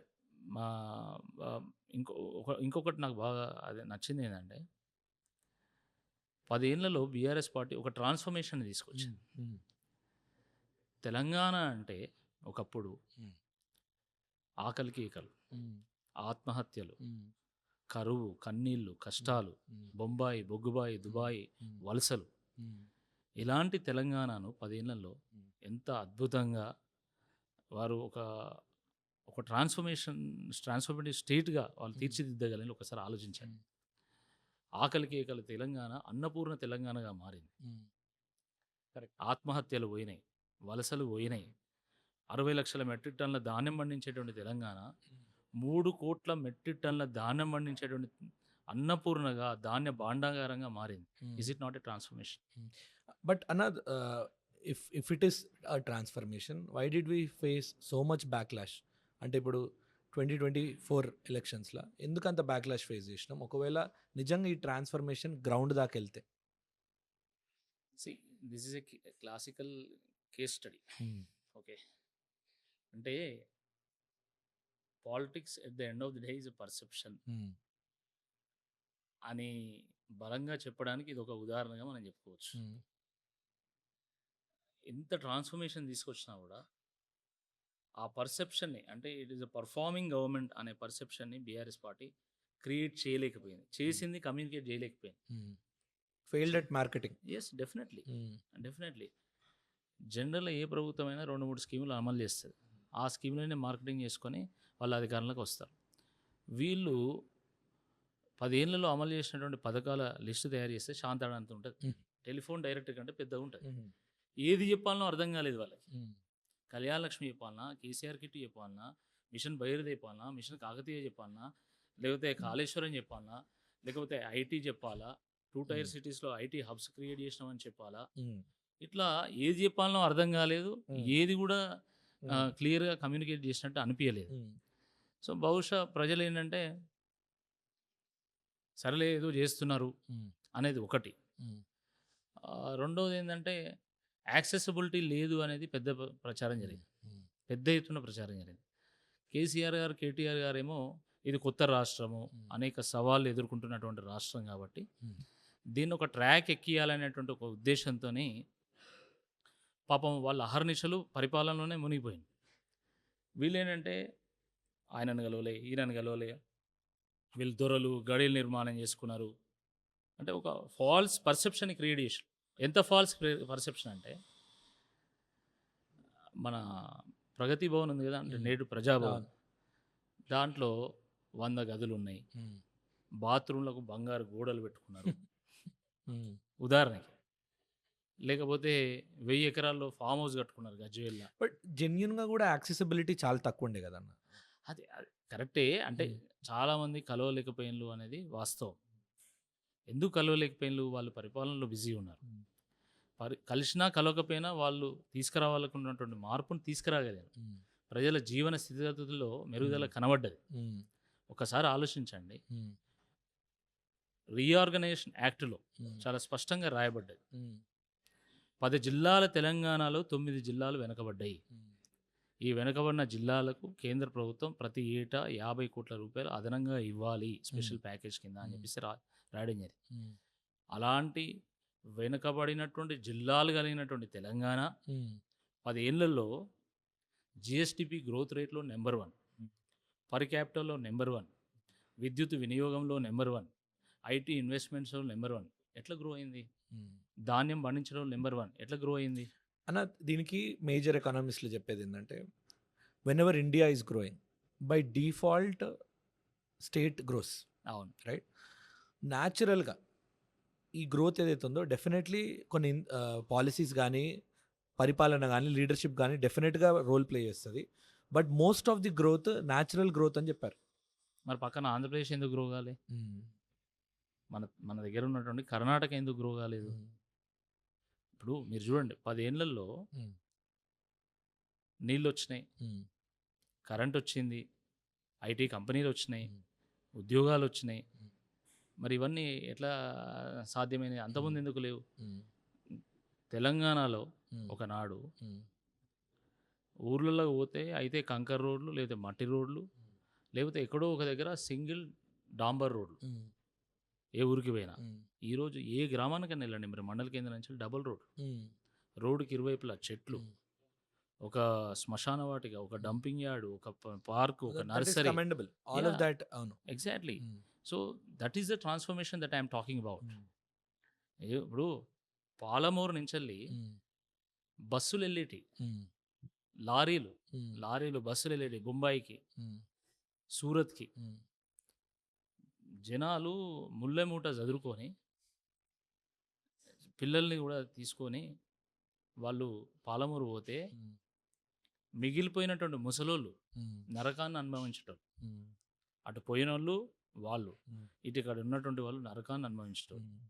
ఈరోజు అదే పాలమూరుకు బీహార్ నుంచెల్లి, మధ్యప్రదేశ్ నుంచెల్లి, ఉత్తరప్రదేశ్ నుంచెల్లి ఇక్కడ పనుల కోసం వలసొస్తున్నారు. ఏం ఎగ్జాక్ట్లీ వాట్ వాస్ ఏం చేంజ్ చేశారు? Water is a game changer. Water is a game changer. Okay. ఎడారి కదా అండి ఒకప్పుడు. రేవంత్ రెడ్డి గారు స్వయంగా అన్నారు కదా, వాళ్ళ కుటుంబ సభ్యులు ఎవరో చనిపోతే స్నానం చేయడానికి కూడా మా దగ్గర నీళ్లు లేవు, నీళ్లు జల్లుకొని ఇట్లా వచ్చినాం మేము ఇంటికి అని చెప్పేసి ఆయనే చెప్పాడు స్వయంగా. ఇప్పుడు ఎవరు చెప్పింది కాదు ఇది. అంతెందుకు తెలంగాణలో ఎక్కడ పోయినా సర్కార్ తుమ్మలు ఉండేటి, తంగేళ్ళు ఉండేటి. ఈరోజు మీరు ఎక్కడికన్నా పోండి, ఎంత అద్భుతంగా అసలు Greenery. కాలువలు, Yeah. ఎంత గ్రీనరీ. అన్న ఇవన్నీ పరిగణ ఎప్పుడైనా ఏదైనా ప్రాజెక్ట్ డిజైన్ చేసేటప్పుడు the best of the best minds దీని మీద కూర్చుంటారు అన్న, రైట్? ఆ ప్రాజెక్టులో ఇంక్రీజ్ అయిందంటే అది పక్కకు పెట్టేసేద్దాం అన్న, అది ఇది వర్సెస్ కాదు. ఈ పర్టికులర్ ప్రాజెక్ట్లో బీఆర్ఎస్ పవర్లో ఉన్నప్పుడు ఛాలెంజ్ ఏంటంటే ఇంత పక్కడబందీగా ప్రిపేర్ చేసిన ప్రాజెక్టు 180% డీవియేషన్ ఎట్లా చూసి. ఇంకొకటి అన్న, ఇది ఫస్ట్ క్వశ్చన్. రెండో పార్ట్ ఆఫ్ ద క్వశ్చన్ ఏంటంటే PC commission, goes commission relieve మాత్రమే ఇచ్చింది, ఇన్నోసెంట్ అని చిట్ ఇవ్వలేదు. బట్ ఎవరు మాట్లాడినా క్లీన్ చిట్ ఇచ్చినారు అన్నట్టు మాట్లాడతారన్న. రిలీఫ్ వర్సెస్ ఇన్నోసెంట్ రెండు differentiation. So 180% jump first question అయితే, రెండో క్వశ్చన్ దీన్ని ఎందుకు ఇట్లా ఈ నరేటివ్ ఎందుకు బిల్డ్ అవుతుంది that innocent and clean chit అని వచ్చిందని. కాళేశ్వరం అనేది ఒక సాధారణమైన ప్రాజెక్ట్ కాదు. కాళేశ్వరం అంటే ఒక ప్రాజెక్ట్ కాదు. Kaleshwaram is a series of projects. నేను చాలా సందర్భాల్లో చెప్పాను. కాకతీయులు గొలుసుకట్టు చెరువులను నిర్మాణం చేస్తే కేసీఆర్ గారు గొలుసుకట్టు రిజర్వాయర్లను నిర్మాణం చేశారు. కాకతీయులు ఎగువ నుండి దిగువకి ఒక చెరువు నిండిన తర్వాత మత్తడిపడి ఇంకో చెరువు నిండిన తర్వాత మళ్ళీ కాలువలలో పడి మళ్ళీ ఇంకో చెరువు నిండుతుంది. ఇక్కడ కేసీఆర్ గారు చేసినటువంటి గొప్ప భగీరథ ప్రయత్నం ఏంటంటే 550 మీటర్ల లోతున్నటువంటి నదుల నుంచి వెళ్ళి నీళ్లు తోడి 16 రిజర్వాయర్లు నిర్మాణం చేసి 16 రిజర్వాయర్ల నుంచి ఒక రిజర్వాయర్ నింపి మళ్ళీ అక్కడి నుంచి మళ్ళీ లిఫ్ట్ చేసి మళ్ళీ ఒక రిజర్వాయర్ ఇట్లా హైదరాబాద్ దానిక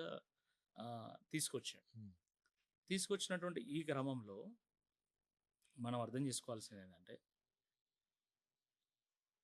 10 జిల్లాల తెలంగాణలో 9 జిల్లాలు కాళేశ్వరం నీళ్ళతో పారించగలిగారు. ఓకే. సో ఈ కారణం కొంత ఎస్టిమేట్ పెరిగింది అన్న. ఎస్టిమేట్ పెరుగుతుంది. 10-15% పెరిగితే ఓకే అన్న, 180% కాదు, 10,000% పెరిగింది. మరి నాగార్జున సాగర్లో, మరి శ్రీశైలంలో కూడా అట్నే పెరిగింది. అగ్రీడ్. అక్కడ కూడా దేశంలో ఎంత పెద్ద ప్రాజెక్ట్స్ అయినా తీసుకోండి మీరు, పెరిగినాయి.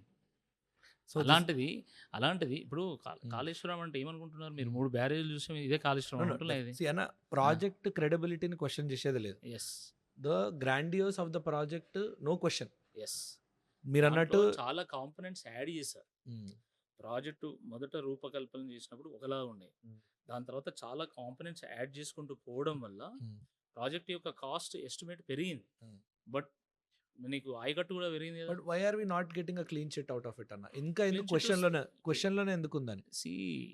రేవంత్ రెడ్డి గారి ప్రభుత్వం వచ్చింది బీఆర్ఎస్ పార్టీ మీద కక్ష తీర్చుకోవడానికి అన్నట్టుగా నడుస్తుంది కథ. కాబట్టి తెల్లారులేసి ఒక కమిషన్ ఇస్తూ ఉన్నారు, ఎంక్వైరీల పేరు మీద పిలుస్తూ ఉన్నారు, దాన్ని సిబిఐకి అప్పచెప్పిండ్లు. కాబట్టి కాలం సమాధానం చెప్తుంది 100%. ఒకటేమో న్యాయకోర్టు, రెండోది ప్రజాకోర్టు. ప్రజాకోర్టులో ఈరోజు వాస్తవం మీద తెలిసిపోయింది కదా. కేసీఆర్ గారు ఉన్నప్పుడు ఎంత అద్భుతంగా ఉండేది తెలంగాణ, ఈరోజు రేవంత్ రెడ్డి వచ్చిన తర్వాత ఏం జరుగుతుంది అనేది ప్రజాకోర్టులో ఆల్రెడీ డిసిషన్ వస్తుంది. నాకు కాంగ్రెస్ వర్సెస్ బీఆర్ఎస్ టాపిక్ మస్త్ ఎక్సైటెడ్ అన్న. I will get to that topic. But before that అన్న, ఇప్పుడు సిమిలర్గా మన మెడ్డిగడ్డ బ్యారేజ్ 2015లో ఎక్స్పర్ట్ కమిటీ వార్నింగ్ ఇచ్చిందన్న, ఇది ఎకనామికల్లీ వయబుల్ కాదు, దీన్ని కట్టకండి అని. కాకపోతే ఆ ఎక్స్పర్ట్స్ని వాయిస్ని తొక్కేసినట్టు అలిగేషన్స్ ఉన్నాయి. అండ్ ఆ బ్యారేజ్ ఫెయిల్ కూడా అయింది. ఎక్స్పర్ట్ వార్నింగ్ వచ్చినాక కూడా we've continue to proceed with that project. అది చాలా తప్పది. దాని మీద అన్ని ప్రూఫ్స్ కూడా హరీష్ రావు గారు ఒక ప్రజెంటేషన్లో చూపెట్టడం జరిగింది. ఎక్స్పర్ట్స్ కమిటీ ఎప్పుడు కూడా రిజెక్ట్ చేయలేదు. చాలా తప్పిది. ఎక్స్పర్ట్స్ కమిటీ ఎప్పుడు కూడా కాళేశ్వరం మేడిగడ్డ దగ్గర బ్యారేజ్. మా మేడిగడ్డ దగ్గర బ్యారేజ్ కట్టొద్దు అని ఎక్కడ చెప్పలే వాళ్ళు. వచ్చిన చెప్పలేదు. ఎస్టిమేట్ రిటైర్డ్ ఇంజనీర్స్తో కమిటీ వేస్తే కూడా వాళ్ళు కూడా ఇక్కడ కట్టొచ్చని చెప్పింది. పాయింట్ ఏంటంటే దానికంటే మీద కట్టాలని కాంగ్రెస్ పార్టీ, దాని పేరేంది ఇప్పుడు, కాళేశ్వరం మేడిగడ్డ మీద కట్టాలని వాళ్ళు ప్రయత్నం చేశారు. కానీ అక్కడ నీటి లభ్యత సరిగా లేదు అనేటువంటి ఉద్దేశంతో మేడిగడ్డ దగ్గర అక్కడ 3 నదులు కలుస్తాయి కాబట్టి అక్కడైతేనే నీటి లభ్యత ఉన్నదనేటువంటి ఒక ఉద్దేశంతో ఆ రోజు డెసిషన్ తీసుకున్నారు. ఎండ్ ఆఫ్ ద డే గుర్తుపెట్టుకోండి, సి పాలసీని మేక్ చేసేది గవర్నమెంట్, అర్థమైందా? ఇంజనీర్స్ వాళ్ళు ఇన్పుట్స్ ఇస్తారు, end of the day decision government తీసుకుంటుంది. But based on those inputs కదా ఇన్పుట్స్ వాళ్ళు మీరు ఇన్పుట్స్ ఇచ్చారు, ఎక్స్పర్ట్స్ కాదు. వాళ్ళు ఇన్పుట్స్ ఇచ్చారు. Yeah. మీరు అంటే మనం కాళేశ్వరం మీద సపరేట్ ఒక డిస్కషన్ కూర్చుందాం. Yeah. నేను అన్ని కాగితాలు పట్టుకొని వస్తా, అన్న. తేలుద్దాం దాన్ని వాస్తవం ఏందనేది. నేను కాళేశ్వరం ప్రజెంటేషన్ కూడా ఒకటి తయారు చేసి అందరి ముందు పెట్టిన. ఆ కాళేశ్వరం ప్రజెంటేషన్ మేము ఇచ్చిన తర్వాత కాళేశ్వరం మీద విమర్శలు రావడం కూడా ఆగిపోయినాయి. ఒకసారి మీరు కూడా చూడాలి, ఆ వీడియో చూసిన తర్వాత మీ పర్సెప్షన్ మారుతుంది.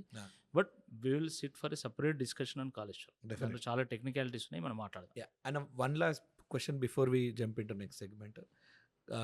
అన్న, కవిత గారు KCR is retired, KTR garu is naive అని చెప్తున్నారు, రైట్? అన్న, మీరు బీఆర్ఎస్లో ఆస్పిరేషన్తో వచ్చినారు.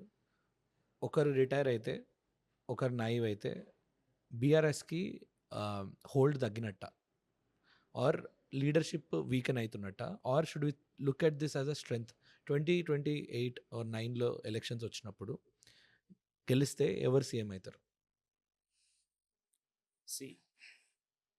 ఈరోజు గ్రౌండ్లో ఏముందనేది ఒకసారి ఆలోచించుకుంటే అందరు కేసీఆర్ గారిని గుర్తు చేసుకుంటున్నారు. కేసీఆర్ ఉన్నప్పుడే బాగుండే, ఆయన ఉన్నప్పుడే మంచిగా రైతు బంధు ఇచ్చిండు, ఆయన ఉన్నప్పుడు నీళ్ళు ఇచ్చిండు, మంచిగా కరెంట్ వచ్చింది,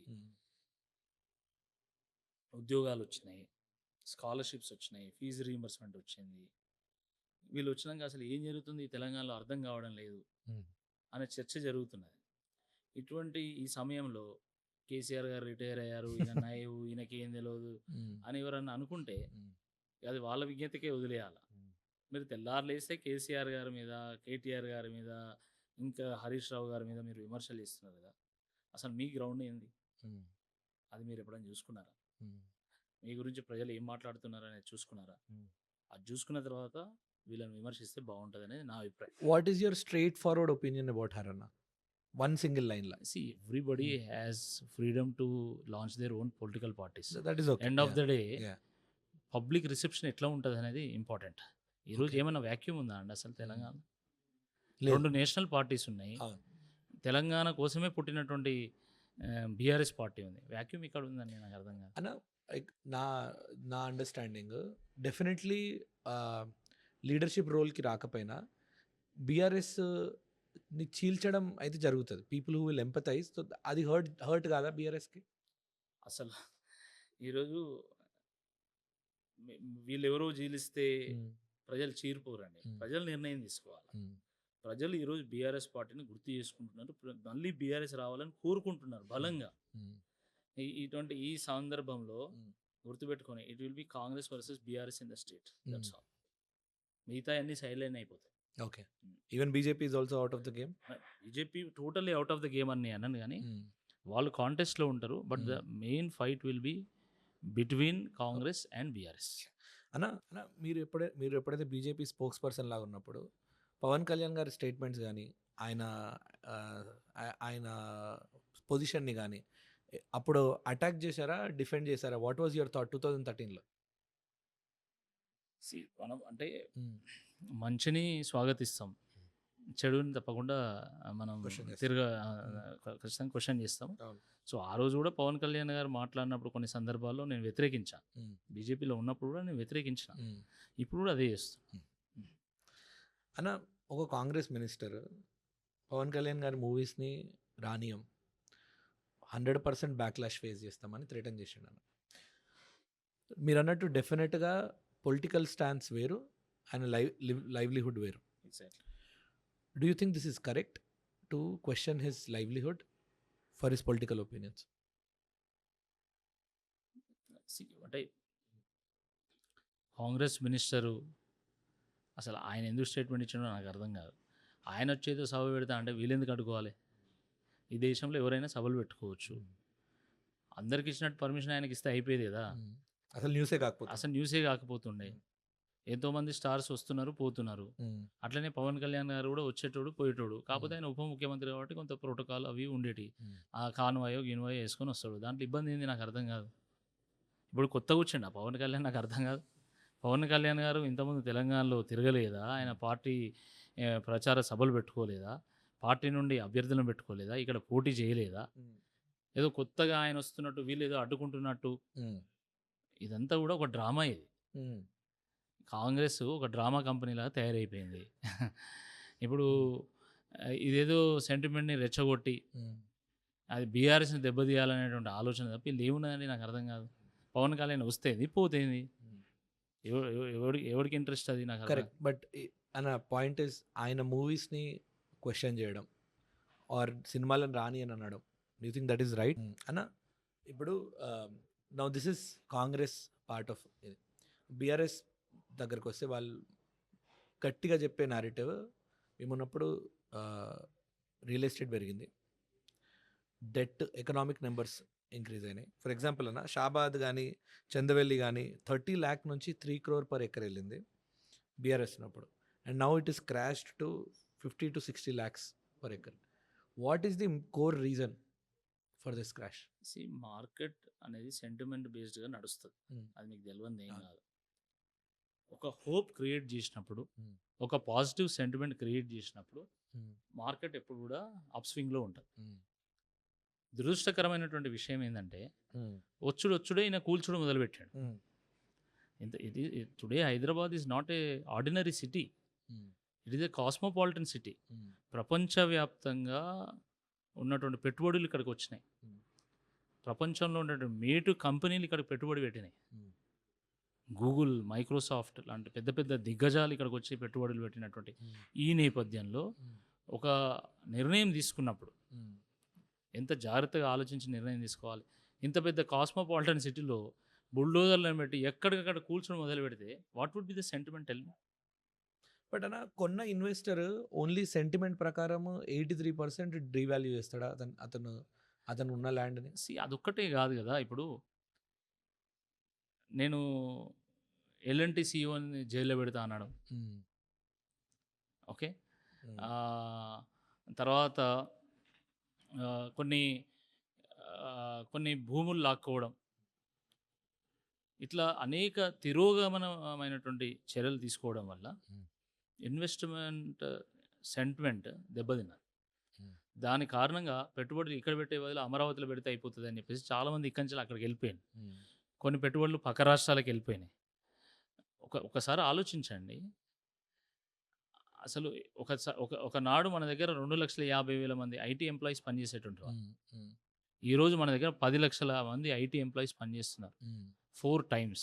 ఎట్లా పెరిగింది? ఎంత శ్రమ చేస్తే పెరుగుతుంది? హైదరాబాద్లో ఇన్ఫ్రాస్ట్రక్చర్ ఎంత అద్భుతంగా డెవలప్ చేసినాం మనం. ఎన్ని ఫ్లైఓవర్లు, అసలు ఎన్ని అద్భుతమైనటువంటి రోడ్స్ వేసినాము. ఒక టీ హబ్, ఒక వి హబ్, ఇట్లా ఎన్నో టీ వర్క్స్, ఇట్లా ఎన్నో ఇనిషియేటివ్స్ తీసుకునడం వల్ల హైదరాబాద్ యాజ్ గ్రోన్ మల్టీఫోల్డ్.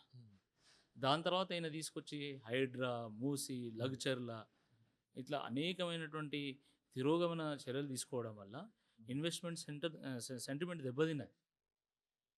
కాబట్టి ఈ పరిస్థితి వచ్చింది. అయితే ఒకదానికొకటి ఇప్పుడు ఎట్లా ఉంటుందంటే ఏ కంపెనీకైనా, ఏ మనిషికైనా కూడా కొంత ఇన్వెస్ట్మెంట్ రియల్ ఎస్టేట్లో ఉంటుంది. కొంత అది 10 పైసల వంత, 20 పైసల వంత అనేది పర్సన్ టు పర్సన్ వేరీ అవుతుంది, కంపెనీ టు కంపెనీ వేరీ అవుతుంది. కానీ కొంత ఇన్వెస్ట్మెంట్ రియల్ ఎస్టేట్లో పెడతారు. సో ఆయన కూల్చుడు మొదలుపెట్టిన తర్వాత ఈ అప్పు చేసి వాళ్ళు జేబులు నింపుకున్నారా? నాకు అర్థం కాదు. 40,000 చెరువులను పూడిగా తీయించిండ్రు మిషన్ కాకతీయ పేరు మీద. ఇంటింటికి నల్లా నీళ్ళు ఇచ్చిండ్రు మిషన్ భగీరథ పేరు మీద. ఎడారిగా ఉన్నటువంటి ప్రాంతాన్ని, బీడుబడ్డటువంటి ప్రాంతాన్ని పచ్చబడేసిండ్రు కాళేశ్వరం పేరు మీద. కరెంటు కోతలతోని, కటకట కష్టాలతోని ఇబ్బందుల పాలైనటువంటి తెలంగాణలో 24 గంటల కరెంట్ ఇచ్చేయండి. అసలు మౌలిక సదుపాయాల లేమితోనే సతమతమైనటువంటి తెలంగాణను మౌలిక సదుపాయాల్లో నెంబర్ 1గా తీర్చిదిద్దిండ్రు. అన్న ఇన్ని ఇన్ని ఇన్ని ట్రాన్స్ఫర్మేటివ్ స్టెప్స్ తీసుకున్నప్పుడు అప్పులు కావా అండి? నాకు అర్థం కాదు. అప్పులు అయితే ఏంది? జిఎస్డిపి ఎంత పెరిగింది? ఎగ్జాక్ట్లీ నా సెకండ్ క్వశ్చన్ అన్న. ఆ, ఇప్పుడు జనరల్గా బీఆర్ఎస్ ఎప్పుడు మాట్లాడినా మలేషియాతోని సింగపూర్తోని కంపేర్ చేస్తాము. Give me an exact number అన్న. జిఎస్డిపి 2013-14 జిఎస్డిపి ఏంటి, before we left power 2024 GSDP ఏంటి? ఎగ్జాక్ట్ నెంబర్ మనం చూడాలి. నాకు తెలిసి 4 లక్షల కోట్ల జిఎస్డిపి ఉండే. ఓకే. ఓకే, ఈరోజు GSDP I think around 16 lakh crores. మరి ఆ నెంబర్స్ ఒకసారి మీరు Yeah. క్రాస్ చెక్ చేయండి. Yeah. అంత ఎట్లా పెరిగింది జిఎస్డిపి? 1,20,000 రూపాయలు పర్ క్యాపిటనే ఉండే, 3 లక్షల రూపాయలు దాటింది పర్ క్యాపిటా. ఎట్లా పెరిగింది? ఉట్టుగానే పెరుగుతుందా? ఎన్ని ట్రాన్స్ఫర్మేటివ్ స్టెప్స్ తీసుకుంటే పెరుగుతుంది. అవును. మరి అన్ని ట్రాన్స్ఫర్మేటివ్ స్టెప్స్ తీసుకున్నప్పుడు తప్పకుండా రిసోర్సెస్ యూటిలైజేషన్ ఉంటుంది కదా. మరి అది చేసింది కదా. మరి అది లేకుండా నువ్వు ఇష్టం వచ్చినట్టు మాట్లాడితే ఎట్లా? నువ్వే అన్నావు కదా, ఒకరు అసలు మా కుటుంబ సభ్యులు చనిపోతే నెత్తి మీద నీళ్ళు చనుకోవడానికి కూడా ఇబ్బంది అయింది అని చెప్పేసి. మరి అలాంటప్పుడు నువ్వు ఎట్లా కామెంట్ చేస్తావు? అచ్చా, బీఆర్ఎస్ పార్టీ అప్పులు చేసింది, బీఆర్ఎస్ ప్రభుత్వం అప్పులు చేసింది, మరి నువ్వేం చేసినావు? నీకెందుకు అయింది 3 లక్షల కోట్లు? నువ్వు ఉన్నదే 3 ఏళ్ళు కూడా కాలే ఇప్పటివరకు. మరి అలాంటప్పుడు 3 లక్షల కోట్లు అప్పు ఎందుకు చేసినావు? బీఆర్ఎస్ 10 ఏళ్లలో చేసినటువంటి అప్పును నువ్వు 3 ఏళ్లలో చేసినావు కదా. మరి దానికి ఏం సమాధానం ఉంది? పోనీ నువ్వు కట్టినటువంటి ఒక్క ప్రాజెక్ట్ పేరు చెప్పు, నువ్వు కట్టిన ఒక బంగ్లా పేరు చెప్పు.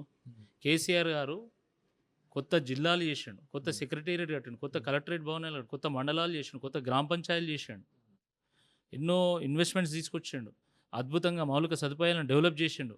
ప్రతి ఊరికి ఒక డబల్ రోడ్ వేసిండు, రోడ్కి ఇరువైపులా చెట్లు నాటిండు, ఒక శ్మశాన వాటిక, ఒక డంపింగ్ యార్డు, ఒక నర్సరీ, ఒక పార్కు, సీసీ రోడ్లు, 24 గంటల కరెంటు, ఇంటింటికి నల్ల, చెరువుల పూడికదీత, కాళేశ్వరం ప్రాజెక్టు కట్టిండు. మరి నువ్వేం కట్టినావు? నీ ముఖానికి ఒక్క ప్రాజెక్ట్ నువ్వు పూర్తి చేసినావా? నువ్వు కట్టుడెక్కడి మొత్తం కూల్చుడేనే. అన్న కూల్చే దగ్గరకు వచ్చినప్పుడు హైడ్రా గురించి మీరు మాట్లాడుతున్నారు కదా అన్న. ఇనీషియల్గా వచ్చినంత ఫ్రిక్షన్, బట్ ఆఫ్టర్ ఆ చెరువులు రీకన్స్ట్రక్షన్ చేశాక చుట్టుపక్కల అక్కడ పల్స్ మాట్లాడితే everybody are happy. Of course దానివల్ల చాలామంది ఇబ్బంది పాలేరు. And there was a video circulating, KTR garu కూడా ఒక పర్టికులర్ చెరువు గురించి అక్కడ బిల్డింగ్స్ ఉంటే అవి కూడా కూల్చివేయాలనే ఇన్స్ట్రక్షన్ ఇస్తూ ఒక వీడియో బయటకు వచ్చింది ఈ హైడ్రా కాంట్రవర్సీ జరిగేటప్పుడు. డెఫినెటివ్గా కేటీఆర్ గారు కూడా చాలా దగ్గర ఈ పర్టికులర్ ఇష్యూ మీద చాలా గట్టిగా మాట్లాడినారు. The moment Congress did it, సడన్గా ఆయన విలన్ అయిపోయాడు. వాట్ ఈస్ దట్ డిఫరెన్స్ అన్న? ప్రభుత్వ భూములను మనం కాపాడుకోవాలి, మన చెరువులను, కుంటలను మనం కాపాడుకోవాలి, మన భవిష్యత్తును మనం కాపాడుకోవాలి. We have no second opinion about it. But it cannot be at the cost of the lives of poor people. That is the stand of BRS party. మీరు ఒకవేళ సరే ఎప్పుడో 30 ఏళ్ళ క్రితమో 40 ఏళ్ళ క్రితమో ఏ పాలమూరు నుండో ఏ ఏటూరు నగరం నుంచో ఇక్కడికి వచ్చి పేద ప్రజలు గుడిసెలేసుకొని వాళ్ళు వాళ్ళ పనులకు వెసులుబాటుగా ఉండే విధంగా వాళ్ళు నిర్మాణాలు చేసుకుంటే, మీరు వచ్చి రాత్రి కూలుస్తా అంటే వాళ్ళ బతుకులు ఏం కావాలి? అర్ధరాత్రి వాళ్ళను రోడ్డు పాలు చేస్తారా? వాళ్ళతో మాట్లాడండి, వాళ్ళని కన్విన్స్ చేయండి, వాళ్ళకి వేరే చోట వాళ్ళకి సముదాయాలు కట్టించండి, అక్కడికి గృహప్రవేశాలు చేయించిన తర్వాత ఇక్కడ కూల్చండి. మీరు కూల్చింది ఇల్లు కాదు, పేద ప్రజల బతుకులను. That is what we're opposing. Hyderabad ఈరోజు మహానగరం అండి. ఎక్కడెక్కడి నుంచో వచ్చి చెరువుల పక్కన, కుంటల పక్కన, మోరీల పక్కన, డ్రైన్ల పక్కన కట్టుకున్నారు. కట్టుకున్నంత మాత్రం వాళ్ళని కూల్చేసి ఇప్పుడు ఏం చేస్తారు? వాళ్ళ వాళ్ళ ఉపాధి ఏం కావాలి? హైదరాబాద్లో ఉంటే చిన్న పని దొరుకుతుంది వాళ్ళకి. నువ్వు సడన్గా ఇల్లు కూల్చేస్తే వాడు ఎక్కడికి పోవాలి? కాబట్టి నేనేమంటున్నా అంటే, మేము వాళ్ళ స్టెప్స్ని మేము విమర్శించట్లేదు, దానికి ఒక స్ట్రాటజీ ఉండాలి, చేసిన పద్ధతి ఒక మెథడ్ ఉండాలి. Yes, exactly. Our objection is only about the means, not the goal. Cause was right, but చేసిన విధానం తప్పండి. డెఫినెట్లీ. అయితే ఇది నిజంగా రాష్ట్రం కోసం చేస్తుంటే మేము కూడా అప్రిషియేట్ చేస్తాం. కానీ దేనికోసం చేస్తున్నారో ఎవరికి తెలియదా? పాపం తెల్లారులేస్తే మూసీ గురించే మాట్లాడతాడు ఆయన. ఇక వేరే సమస్య లేనట్టు ఆయన మనసంతా మూసియే. ఆ మూసిలో ఏ మూటలు కట్టి పెట్టిండో మాకు తెలియదు, కానీ ఏమనంటే మూసి మాట్లాడతాడు. మూసి ప్రక్షాళన పేరు మీద 1,00,000 కోట్లకి ఎసరు పెట్టిండు. దానికి కేటీఆర్ గారు, హరీష్ రావు గారు అడ్డం పడ్డారు. అడ్డం పడ్డారు అనేటువంటి అక్కసుతోని వాళ్ళ మీద ఇష్టం ఉన్నట్టు బురదేయలేడు. కేసీఆర్ గారు ఉన్నప్పుడు నిధుల వరద వచ్చేది. రేవంత్ రెడ్డి గారు వచ్చినప్పుడు బూతుల వరద వస్తున్నది. తెల్లాలేస్తే నేను పేగులు మెడకేసుకుంటా, లావులలో తొండలు జొరిస్తా, నేను బట్టలు ఇప్పేస్తా. ఈ బట్టలు ఇప్పుడు ఫ్యాంటసీ ఏందో నాకైతే అర్థం కాదు. It's not decorum definitely. నాకు తెలిసినంత వరకు somebody who's close to him should advise ఈ లాంగ్వేజ్ ఎంత స్కిప్ చేస్తే తెలంగాణ సీఎం అంత మంచిది. ఇప్పుడు వన్ అప్రిషియేషన్ ఫ్యాక్టర్ అంటే I wanted to ask you, నాకు మంచిగా అనిపించింది ఏంటంటే క్యాస్ట్ కన్సెన్సస్ 42% బీసీ. బీఆర్ఎస్ పవర్లో ఉన్నప్పుడు ఎప్పుడు క్యాస్ట్ కన్సెన్సస్ మీద మాట్లాడలేదన్న, but Congress did it. Do you think this is the right thing that they have done or do you still oppose this? It is a mere stunt. స్టంటా? Yes, definitely. అది నాకు అర్థం కాదు. Explain. Congress ఏమన్నా కొత్తగా వచ్చిందా అండి దేశంలో అధికారంలో? మీరు ఆలోచించండి. ఇప్పుడు ఈయన ఏదో కొత్తగా వచ్చినట్టు, ఇప్పుడు ఏదో కొత్తగా కనిపెట్టినట్టు. ఇన్నేళ్ళు ఎవరు పరిపాలించాలి ఈ దేశాన్ని, ఈ రాష్ట్రాన్ని? మీరు కాదా పరిపాలించింది? నెహ్రూ పోతే ఇందిరాగాంధీ గారు వచ్చింది, ఇందిరాగాంధీ గారు పోతే రాజీవ్ గాంధీ గారు వచ్చింది, రాజీవ్ గాంధీ గారు పోతే మళ్ళీ సోనియా గాంధీ రూపంలో మన్మోహన్ సింగ్ గారు. వీళ్ళే కదండి వచ్చిందంతా. ఎవడు చేయొద్దన్నాడు మిమ్మల్ని? మీరు క్యాస్ట్ సెన్సెస్ ఎవరు చేయొద్దన్నాడు, స్టెప్స్ ఎవరు తీసుకోవద్దన్నారు, బీసీలను ఉద్ధరించొద్దని ఎవడు చెప్పిండు?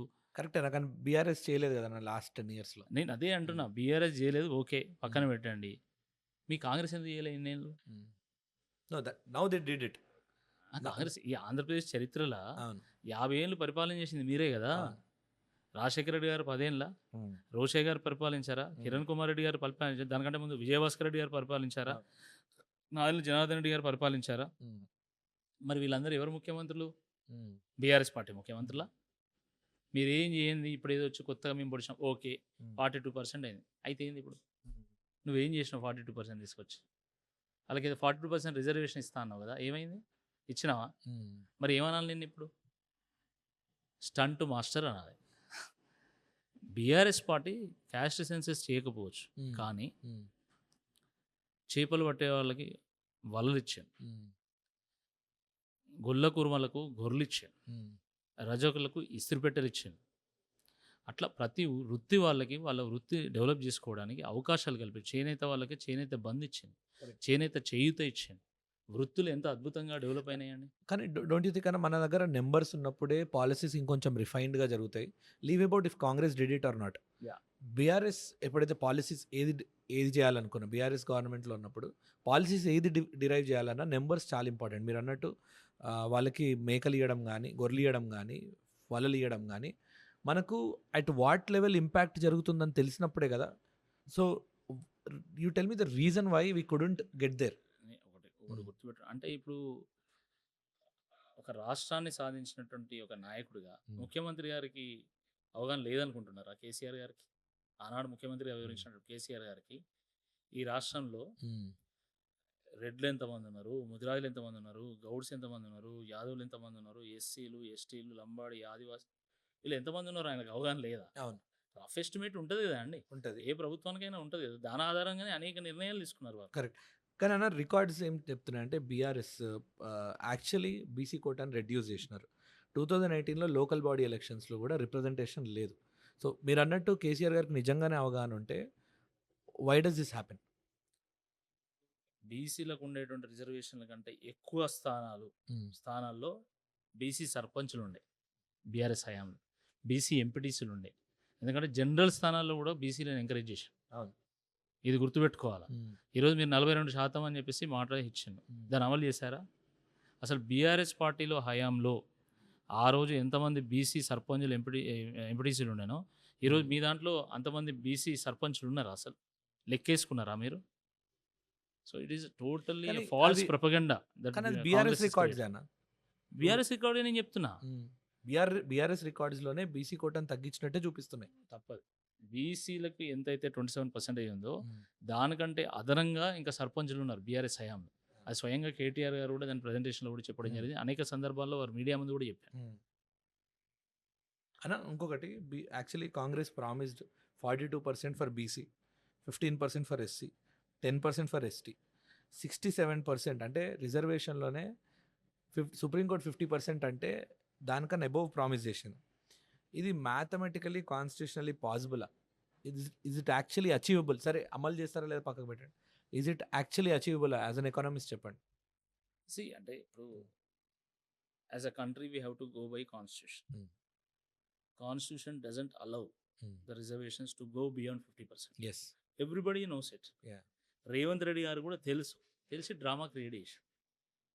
అంటే బీసీలందరి ఓట్లు సంపాదించుకోవడానికి ఆ 42% నినాదం తీసుకొచ్చి ఓట్లు వేయించుకున్నారు.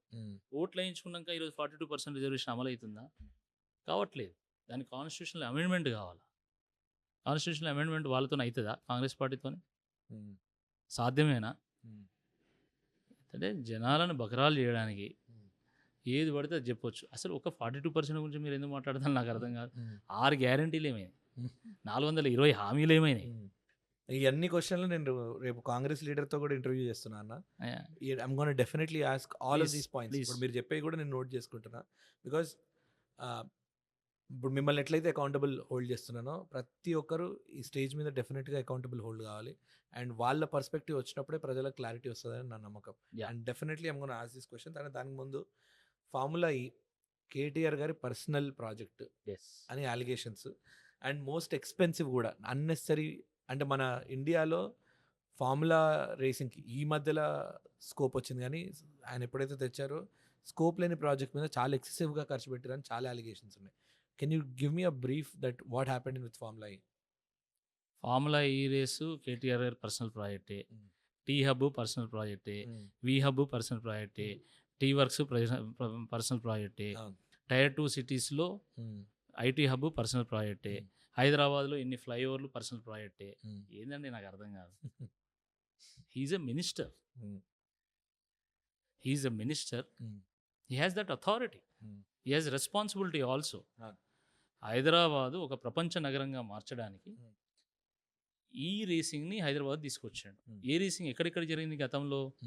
లండన్లో, స్విట్జర్లాండ్లో, అమెరికాలో పేరుగాంచినటువంటి నగరాల్లో, జపాన్లో, ఇలాంటి పెద్ద పెద్ద నగరాలు, ప్యారిస్లో, ఇలాంటి నగరాల్లో ఈ రేసింగ్ జరిగినప్పుడు ఆ ఈవెంట్ని ఇక్కడ తీసుకురావడం వల్ల బ్రాండ్ హైదరాబాద్ విస్తరిస్తుంది అనేటువంటి ఒక ఆలోచన వారు చేయడం జరిగింది. ఏం నష్టం జరిగింది? మీరు అందాల పోటీలు పెట్టి 100 కోట్లు ఖర్చు పెట్టండి, ఏమైనా వచ్చిందా అన్న? ఇంటెంట్ కరెక్ట్ కావచ్చు, బట్ ఆర్బీఐ అప్రూవల్ లేకుండా ఈ స్పెండ్స్ జరిగిందని చెప్తున్నారు. అచ్చా, సో కరెక్టే కదా. మరి ఏం చేశారు మీరు? కమిషనేషన్లు ఫార్ములా ఈ రేస్ మీద కమిషనేషన్ ఏం చేశారు? డాక్యుమెంట్ కూడా 2.5 ఏళ్ళు అయిపోయింది కదా ఇప్పటికి. ఇప్పుడు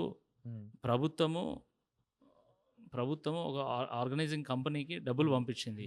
ఈ నుంచి పోయినట్టు ఉంది, వాళ్ళు తీసుకున్నట్టు కూడా ఉంది. మధ్యలో కరప్షన్ ఇక్కడ ఉంది. అసలు నాకు అర్థం కాదు. As a government policy decision తీసుకుంటారు. గవర్నమెంట్ అది ఉంటుంది, అథారిటీ ఉంటుంది. ఆ అథారిటీతో వాళ్ళు నిర్ణయం తీసుకుంటారు. బట్ ఆర్బీఐ గైడ్ లైన్స్ దాటైతే ఉండదు కదన్న. మీరు ఒకవేళ ఆర్బీఐ గైడ్ లైన్ దాటుంటే you can take legal action. You have all authority with you.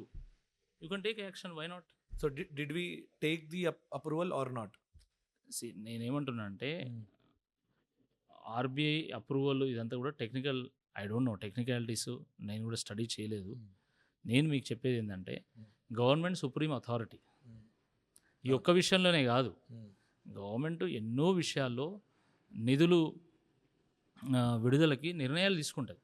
గతంలో చేయలేదా గవర్నమెంట్స్? అని అగ్రీడ్ అన్న. నా పాయింట్ ఏంటంటే when the guidelines are set, people don't go by technicalities, people go by intent and the spirit. అన్న మీరు వాళ్ళు ఎంత నిజాయితీ ఉందనేది చూస్తారు. అవును. కేటీఆర్ గారు పర్సనల్ బెనిఫిట్ కోసం ఈ రేసింగ్ తీసుకొచ్చిందా, లేకపోతే బ్రాండ్ హైదరాబాద్ని స్ట్రెంథన్ చేయడానికి తీసుకొచ్చిందా అనేది ప్రజలు అంచనా ఇస్తారు. అంత అమాయకులు ఏం కాదు. మీరు ఒకవేళ టెక్నికాలిటీస్ మీద ఫైట్ చేస్తే టెక్నికాలిటీస్ మేము కూడా దాని మీద లీగల్కి ఎయిడ్కి అప్రోచ్ అవుతాం కదా, కోర్టుకి వెళ్తాం కదా, కోర్టులో ఫైట్ చేస్తున్నాం కదా. But this will be a rule of లా కదన్న. ఎప్పుడైనా జనరల్గా ఇది ప్రజలకు కూడా ఒకవేళ నా ఇంటెంట్ మంచిదైనా లాక్ అగేన్స్ట్. ఇప్పుడు ఎగ్జాంపుల్ ఎవరైనా దొంగోడు ఇంకోని పొడుస్తుండే నేను చంపేయడం ఇంటెంట్తో సంబంధం లేదు కదా. There is a rule of లా.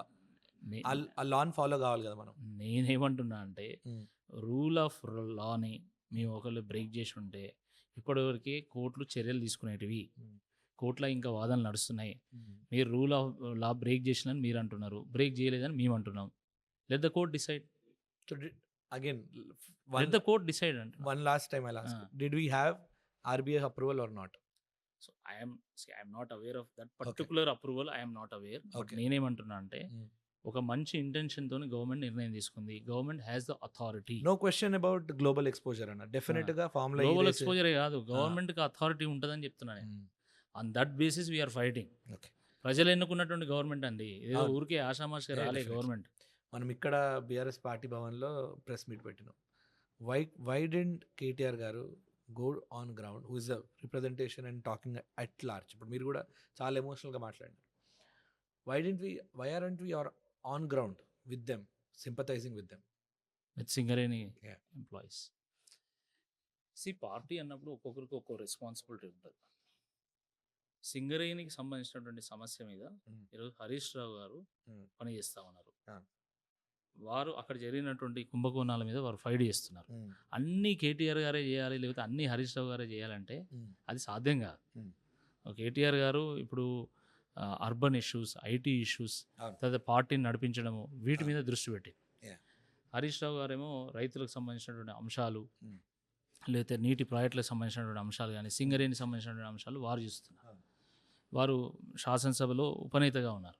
వారి బాధ్యతలు వాళ్ళకు ఉన్నాయి. అంటే పార్టీలో ఒక్కొక్కరికి ఒక బాధ్యత ఉంటుంది. అగ్రీడ్. Yeah. అన్న still that doesn't answer that people. ఇప్పుడు మనం బీఆర్ఎస్లో అయితే నేర్చుకుంది ఇదే కదన్న. మనం ఈసారి దిగిపోవడానికి one of the major reason that we couldn't reach people although మన ఇంటెంట్ ఎంత బాగున్నా కానీ స్టిల్ అది మనం కరెక్ట్ చేసుకుంటలేమా అనేది క్వశ్చన్. కాళ్ళకు బల్బం కట్టుకొని తిరిగినట్టు తిరుగుతున్నారు కేటీఆర్ గారు. ఒక రోజు కనీసం 2 జిల్లాలు, 2 నియోజకవర్గాలు ఆ రకంగా వారు పర్యటిస్తున్నారు. పర్యటన లేనప్పుడు నేరుగా కార్యకర్తలతోనే మాట్లాడుతున్నారు. కార్యకర్తలు మనోభావాలు అర్థం చేసుకుంటున్నారు. దాని తగ్గట్టుగా పార్టీలో అనేక ట్రాన్స్ఫర్మేటివ్ స్టెప్స్ తీసుకుంటున్నారు వాళ్ళు. సో బీఆర్ఎస్లో ర్యాపిడ్ చేంజ్ చూస్తున్నాం మేమైతే. డెఫినెట్గా. అండ్ ఆ చేంజ్ ఇన్క్లూడ్స్ కేసీఆర్ గారు diluting state committees, dividing any prominent leader into sections. ఒకవేళ అండ్ వివ్ సీన్ కేటీఆర్ గారు మల్టిపుల్ సిచ్యువేషన్లో సార్ ఏమన్నారంటే చాలా వర్క్ సిస్టమ్స్ పాలసీల వల్ల ఒక 10-15% ఎఫెక్ట్ అయితే 85-90% బ్యూరోక్రసీ ఇంకా ground work and ground staff మీద ఎఫెక్ట్ అవుతుంది. కరెంట్ బీఆర్ఎస్ పార్టీలో ఉన్నప్పుడు కానీ, బీఆర్ఎస్ పార్టీ అధికారంలో ఉన్నప్పుడు కానీ, ఇప్పుడు కాంగ్రెస్ అధికారంలో ఉన్నప్పుడు కానీ మన స్టేట్లో ఉన్నంత ఓల్డ్ బ్యూరోక్రసీ ఇంకా ఏ స్టేట్లో చూపించాలి.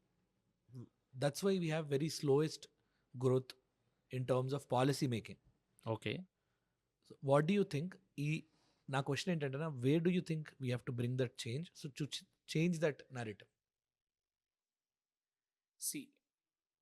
ఇదే బ్యూరోక్రసీ 50 ఏళ్ళు 60 ఏళ్ళు తెలంగాణ తలరాతను మార్చినటువంటి బ్యూరోక్రసీ 10 ఏళ్లలో ఒక ట్రాన్స్ఫర్మేషన్ చూపెట్టగలిగారు. ఎట్లా సాధ్యమైంది? ఒక డెసిసివ్ పొలిటికల్ లీడర్షిప్ ఉండాలి, స్టేబుల్ గవర్నెన్స్, స్పీడీ గవర్నెన్స్ ఉన్నప్పుడు అది సాధ్యమవుతుంది. లీడర్ని బట్టి మిగతా అంతా కూడా సెట్ అవుతుంది. యథా రాజా తదా మంత్రి. But what would be you change? మీకు పవర్ ఉంటే వదిలేండి అన్న, బీఆర్ఎస్ వదిలేండి, కాంగ్రెస్ వదిలేండి, మీకు పవర్ ఉంటే ఈ పర్టికులర్ మీరు ఎవ్రీడే సిస్టమ్ చూస్తూ ఉంటారు, ప్రజల సమస్యలు వాళ్ళ దగ్గర తీసుకుపోతూ ఉంటారు, మీకు వాళ్ళ రెస్పాన్స్ కూడా రికార్డ్ చేసుకుంటూ ఉంటారు. Exactly. What should change today in that level so that we see better governance? ఒకటి, మనలో నిజాయితీ ఉండాలి, ఒక లక్ష్యం ఉండాలి, చిత్తశుద్ధి ఉండాలి, లక్ష్యశుద్ధి ఉండాలి. దాని తర్వాత ఏబుల్ అడ్మినిస్ట్రేటర్స్ని మనం ఒక టీమ్గా చేసుకోగలిగి వాళ్ళకు ఒక స్వేచ్ఛను ఇవ్వగలిగితే, మన విజన్ వాళ్ళ ముందు పెట్టి వాళ్ళకి స్వేచ్ఛను ఇవ్వగలిగితే అద్భుతాలు సృష్టించగలుగుతారు. That's what they did in KCR's rule. మనం ఏమనుకుంటాం, కేసీఆర్ గారు ఏదో పాత తరహా పరిపాలన అనుకుంటాం. అది తప్పదు. కేసీఆర్ గారి పరిపాలనలో ట్రాన్స్ఫర్మేషన్ తెలంగాణ చూసింది. ఇది వాస్తవము, గణాంకాలే చెప్తున్నాయి. సో అదే బ్యూరోక్రసీ ఎంత స్టేబుల్గా పనిచేస్తారు. ఈరోజు చూడండి, ఒక్కో జిల్లాలో ఇప్పటికే 3 సార్లు 4 సార్లు మార్చిన కలెక్టర్లు. ఒక కలెక్టర్ ఒక జిల్లా పోయి అక్కడ పరిస్థితులు అర్థం చేసుకోవడానికి 6 నెలలు పడుతుంది. ఏం పర్ఫామ్ చేస్తారండి? నాకు అర్థం కాదు. వాళ్ళకి ఏ స్వేచ్ఛ ఇవ్వరు, మీరు వాళ్ళ బానిసలుగా ట్రీట్ చేస్తారు. ఉద్యోగస్తులు వాట్ షుడ్ బి డన్? వాళ్ళకు ఒక కంఫర్ట్ని ఇవ్వాలి. వాళ్ళకి స్వేచ్ఛని ఇవ్వాలి, వాళ్ళకి పవర్స్ ఇవ్వాలి, వాళ్ళకి రిసోర్సెస్ని ఇవ్వాలి. ఇచ్చి నాకు ఈ విజన్ ఉంది, this is what I want అంటే అద్భుతాలు సృష్టిస్తారు వాళ్ళు. They have shown it. Yeah. కాబట్టి ఆ తరహా లీడర్ ఉన్నప్పుడు వాళ్ళు కూడా పర్ఫామ్ సో చేయగలరు. More freedom, more stability towards bureaucracy will solve a lot of issues. Yes, అదే కాదు, మనలో చిత్తశుద్ధి ఉంటే వాళ్ళలో చిత్తశుద్ధి ఉంటుంది. మనం ఇష్టం వచ్చినట్టు మంచిగా దోచుకొని మనం దాచుకుంటా ఉంటే వాళ్ళు కూడా అదే పని చేస్తారు కదా. అన్న ఇంకొక క్వశ్చన్. ఇప్పుడు what I always try to ask this, government జనరల్గా ఎప్పుడైతే హైరార్కీ చూసుకుంటామో పొలిటికల్గా, ఎమ్మెల్యే లోకల్ పీపుల్ని ఎదగనియరు. ఆ కార్పొరేటర్కి పవర్ ఉండదు. కార్పొరేటర్ ఎక్కువ మాట్లాడితే తొక్కేయడం జరుగుతుంది. ఇది చాలా సినారియోస్లో చూసినామన్న. మనము again and again we've seen local governance. ఇప్పుడు ఎట్లయితే మనము ప్రాంతీయ పార్టీలు స్టేట్కి ముఖ్యం అంటున్నామో, అలానే ప్రాంతీయ నాయకులే ఆ పర్టికులర్ ప్రాంతాలకి ముఖ్యం. అలాంటి వాళ్ళ దగ్గర పవర్ లేకుండా సెంట్రలైజ్డ్ కాన్స్టిట్యుయెన్సీ ఒక ఎమ్మెల్యే దగ్గర టూ మచ్ పవర్ ఉండి చేంజ్ కోరుకుంటే, డూ యూ థింక్ ఇది పొలిటికల్ ప్రాబ్లమా? Can we solve this in any way? డెఫినెట్గా అంటే చాలా చోట్ల ఎట్లా ఉంటుంది అంటే లీడర్స్ వాళ్ళు చాలా పొజెసివ్గా, Hmm. ఇన్సెక్యూర్డ్గా ఉంటారు. అవును. నాకంటే బలమైన వాడు వస్తే అవును. రేపు నా పరిస్థితి ఏంది Hmm. అనే భావనలో ఉంటారు. అది ఎమ్మెల్యే, నా పరిస్థితి ఏంది దగ్గర ఆగదన్న, వాళ్ళ కొడుకుల పరిస్థితి ఏందనే దగ్గర కూడా వెళ్తుంది. అది సమస్య అదే. దానివల్లనే ఇప్పుడు ఎమ్మెల్యేగా ఉన్న అతను కార్పొరేటర్ ఎదగనీయడు, కార్పొరేటర్గా ఉన్నటువంటి అతను తన వార్డులో ఉన్నటువంటి లేదా తన డివిజన్లో ఉన్నటువంటి నాయకుల్ని ఎదగనియరు. ఈ సమస్య ఉంటుంది. అందుకనే ఏంటంటే పొలిటికల్ పార్టీస్ కూడా సిస్టమ్ మీద డిపెండ్ అవ్వాలి, ఒక నాయకుడి మీద డిపెండ్ కాకూడదు. ఇప్పుడు ఎమ్మెల్యే సెంట్రిక్గా మనం పార్టీని నడిపామనుకోండి, ఏమవుతుంది, కింద నిజంగా టాలెంట్ ఉన్నటువంటి లీడర్స్ వాళ్ళు సతమతం అవుతూ ఉంటారు. బట్ సిస్టమ్, వాళ్ళ స్కిల్స్ కూడా యూజ్ కావు పార్టీకి. సిస్టమే అట్లుంది కదండి. ఇప్పుడు ఎగ్జాంపుల్, ఒక కాన్స్టిట్యున్సీకి నాకు ఎగ్జాంపుల్, నా గల్లీలో వాటర్ రావట్లేదన్న, అవును, నాకు యాక్సెసిబుల్ ఉన్న లీడరు మన కార్పొరేటర్. కరెక్ట్. కానీ ఆయన దగ్గర ఎటువంటి అడ్మినిస్ట్రేటివ్ అథారిటీ ఉండదు. He has to go to report to MLA. ఎమ్మెల్యేకి తిరిగిన టైంలో ఆఫీసర్కి చెప్తే ఆఫీసర్ రియాక్ట్ అవుతారు. కరెక్ట్. కార్పొరేటర్ రియాక్ట్ కాదు, ఎందుకంటే ఆయన దగ్గర ఫండ్స్ ఉండవు, యాక్సెస్ ఉండదు. లోకల్ బాడీస్ని స్ట్రెంథన్ చేయాలి. ఎగ్జాక్ట్లీ, స్ట్రెంథన్ చేయాలి, వాళ్ళకి ఎక్కువ పవర్స్ ఇవ్వాలి, ఎక్కువ నిధులు విధులు ఎక్కువ ఇస్తే వాళ్ళు ఏమైనా చేయగలుగుతారు. అన్ఫార్చునేట్లీ ఏంటంటే పెంచాల్సిన నిధులను తగ్గించేసి పెంచాల్సిన విధులను కూడా కట్ చేసేసి ఇప్పుడు కార్పొరేటర్ అంటే ఓన్లీ లైట్లు వేయించుడు, మోరీలు తీయించుడు, నల్లాల నీళ్లు పెట్టించుడు తప్ప ఇంకా వాళ్ళకి ఏం బాధ్యత ఉంది, వాళ్ళకి ఏం పవర్ ఉంది? అది జస్ట్ చెప్పడమే. మళ్ళీ ఎగ్జాక్ట్లీ ఎట్లా గవర్నెన్స్ వస్తుంది? దేశానికి పల్లెలే పట్టుగొమ్మలు అన్నారు. నిజంగా ఈ పట్టుగొమ్మల్లాగా ఉన్నాయా? ఈరోజు ఏమైనా పవర్స్ ఉన్నాయా వాళ్ళకి? గ్రామ పంచాయతీలకు ఏమైనా నిధులు ఉన్నాయా? ఈరోజు సర్పంచులు మాకు బిల్స్ క్లియర్ చేయట్లేదు అని చెప్పి కొట్లాడుతున్నారు. వాళ్ళకి వచ్చే నిధులు ఎంత అండి? ఒక సర్పంచ్కు ఒక గ్రామానికి మొత్తం కలిపితే, ఒక సాధారణ గ్రామానికి 1 కోటిన్నర కూడా వస్తలేవు. ఏం డెవలప్మెంట్ తీసుకొస్తారు వాళ్ళు? So real development happens at the grass roots. So local బాడీస్ని స్ట్రెంథన్ చేయాలి. ఇది అందరు చెప్తారన్న, కానీ అదే కదా మరి ఏం చేస్తాము, గవర్నమెంట్స్ అట్లున్నాయి. ఎగ్జాక్ట్లీ. సో మీరు రేపటి నాడు పవర్లోకి వస్తే లోకల్ బాడీ గవర్నెన్స్ మీద మీరు స్ట్రెంత్ మాట్లాడతారు. డెఫినెట్గా. Will this be your political agenda? 100%. Why not? Any development should happen at the grass roots. So అలాంటప్పుడు గ్రాస్ రూట్స్లో ఉన్నటువంటి ప్రజాప్రతినిధులుగా మనం రిసోర్సెస్తోని, పవర్స్తోని స్ట్రెంథన్ చేయగలిగితే న్యాచురల్లీ చేంజ్ హ్యాపెన్స్. అన్న, you've traveled world, యూఎస్కి వెళ్ళారు. What is that one systemic change that you want to bring? బయట నుంచి చూసి ఇండియనైజ్డ్ చేసి ఇక్కడ ఈ చేంజ్ వస్తే బాగుంటుందిరా అన్న ఒక చేంజ్. అంటే ఒకటి నేను చూసింది స్పీడీ గవర్నెన్స్, అద్భుతమైనటువంటి ఒక ఇన్ఫ్రాస్ట్రక్చర్. తర్వాత నాయకులు కూడా, అంటే నేను అక్కడ చూసింది ఏంటంటే ఒక ఎన్నికల ప్రక్రియలో కొంచెం ట్రాన్స్పరెంట్గా ఉండేటువంటి నాయకులకు అవకాశాలు ఎక్కువగా వస్తూ ఉంటాయి అక్కడ, నేను అబ్జర్వ్ చేసింది. సో అదొకటి. ఇలా ఈ తరహా చేంజెస్ అంటే ఇప్పుడు ఫర్ ఎగ్జాంపుల్ చిన్న ఉదాహరణ చెప్తాను నేను. ఇప్పుడు యూఎస్లో ప్రెసిడెన్షియల్ ఎలక్షన్స్ జరుగుతాయి, డిబేట్ జరుగుతుంది, ప్రజలు ఎవరు బెటర్ అనేది చూస్ చేసుకుంటారు. ఇక్కడ నో డిబేట్. అదొక పెద్ద ప్రాబ్లం అన్న actually. The reason why wanted this podcast to be there. ఈరోజు ఐ అప్రిషియేట్ కేటీఆర్ గారు కూడా చేరేసి జూపల్లి గారిది పెట్టి రాబయ్యా అన్నారు.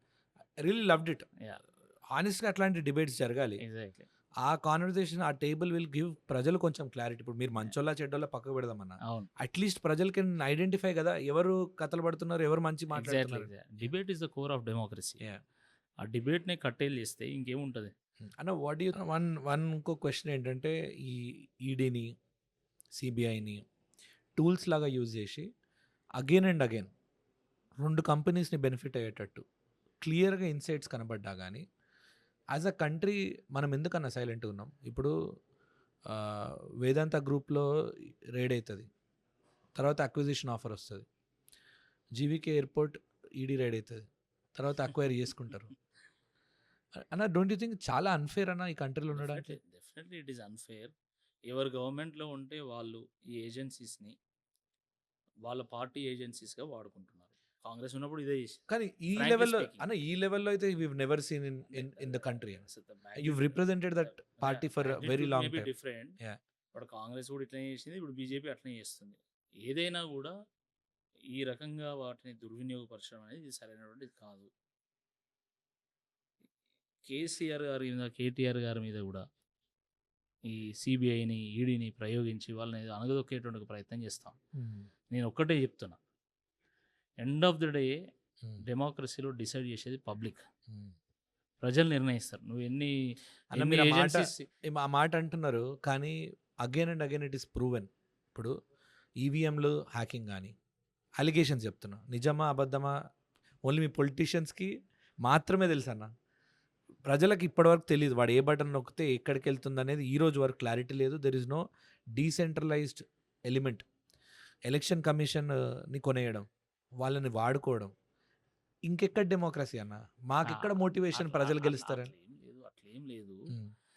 ఈవీఎంలు ట్యాంపర్ చేషన్లు అంటే నేనైతే నమ్మను. ఎందుకంటే ఇదే ఈవీఎంలతోనే బీఆర్ఎస్ పార్టీ గెలిచింది, ఇదే ఈవీఎంలతోనే బీజేపీ గెలిచింది, ఇదే ఈవీఎంలతో కాంగ్రెస్ గెలిచింది. ఇప్పుడు కాంగ్రెస్ గెలిస్తే ఒక రూలు, బీజేపీ గెలిస్తే ఇంకో రూలు, బీఆర్ఎస్ గెలిస్తే ఇంకో రూలు అనడానికి వీల్లేదు. సో కంప్లీట్గా అసలు మన డెమోక్రసీని క్వశ్చన్ చేయడం అనేది కరెక్ట్ కాదు.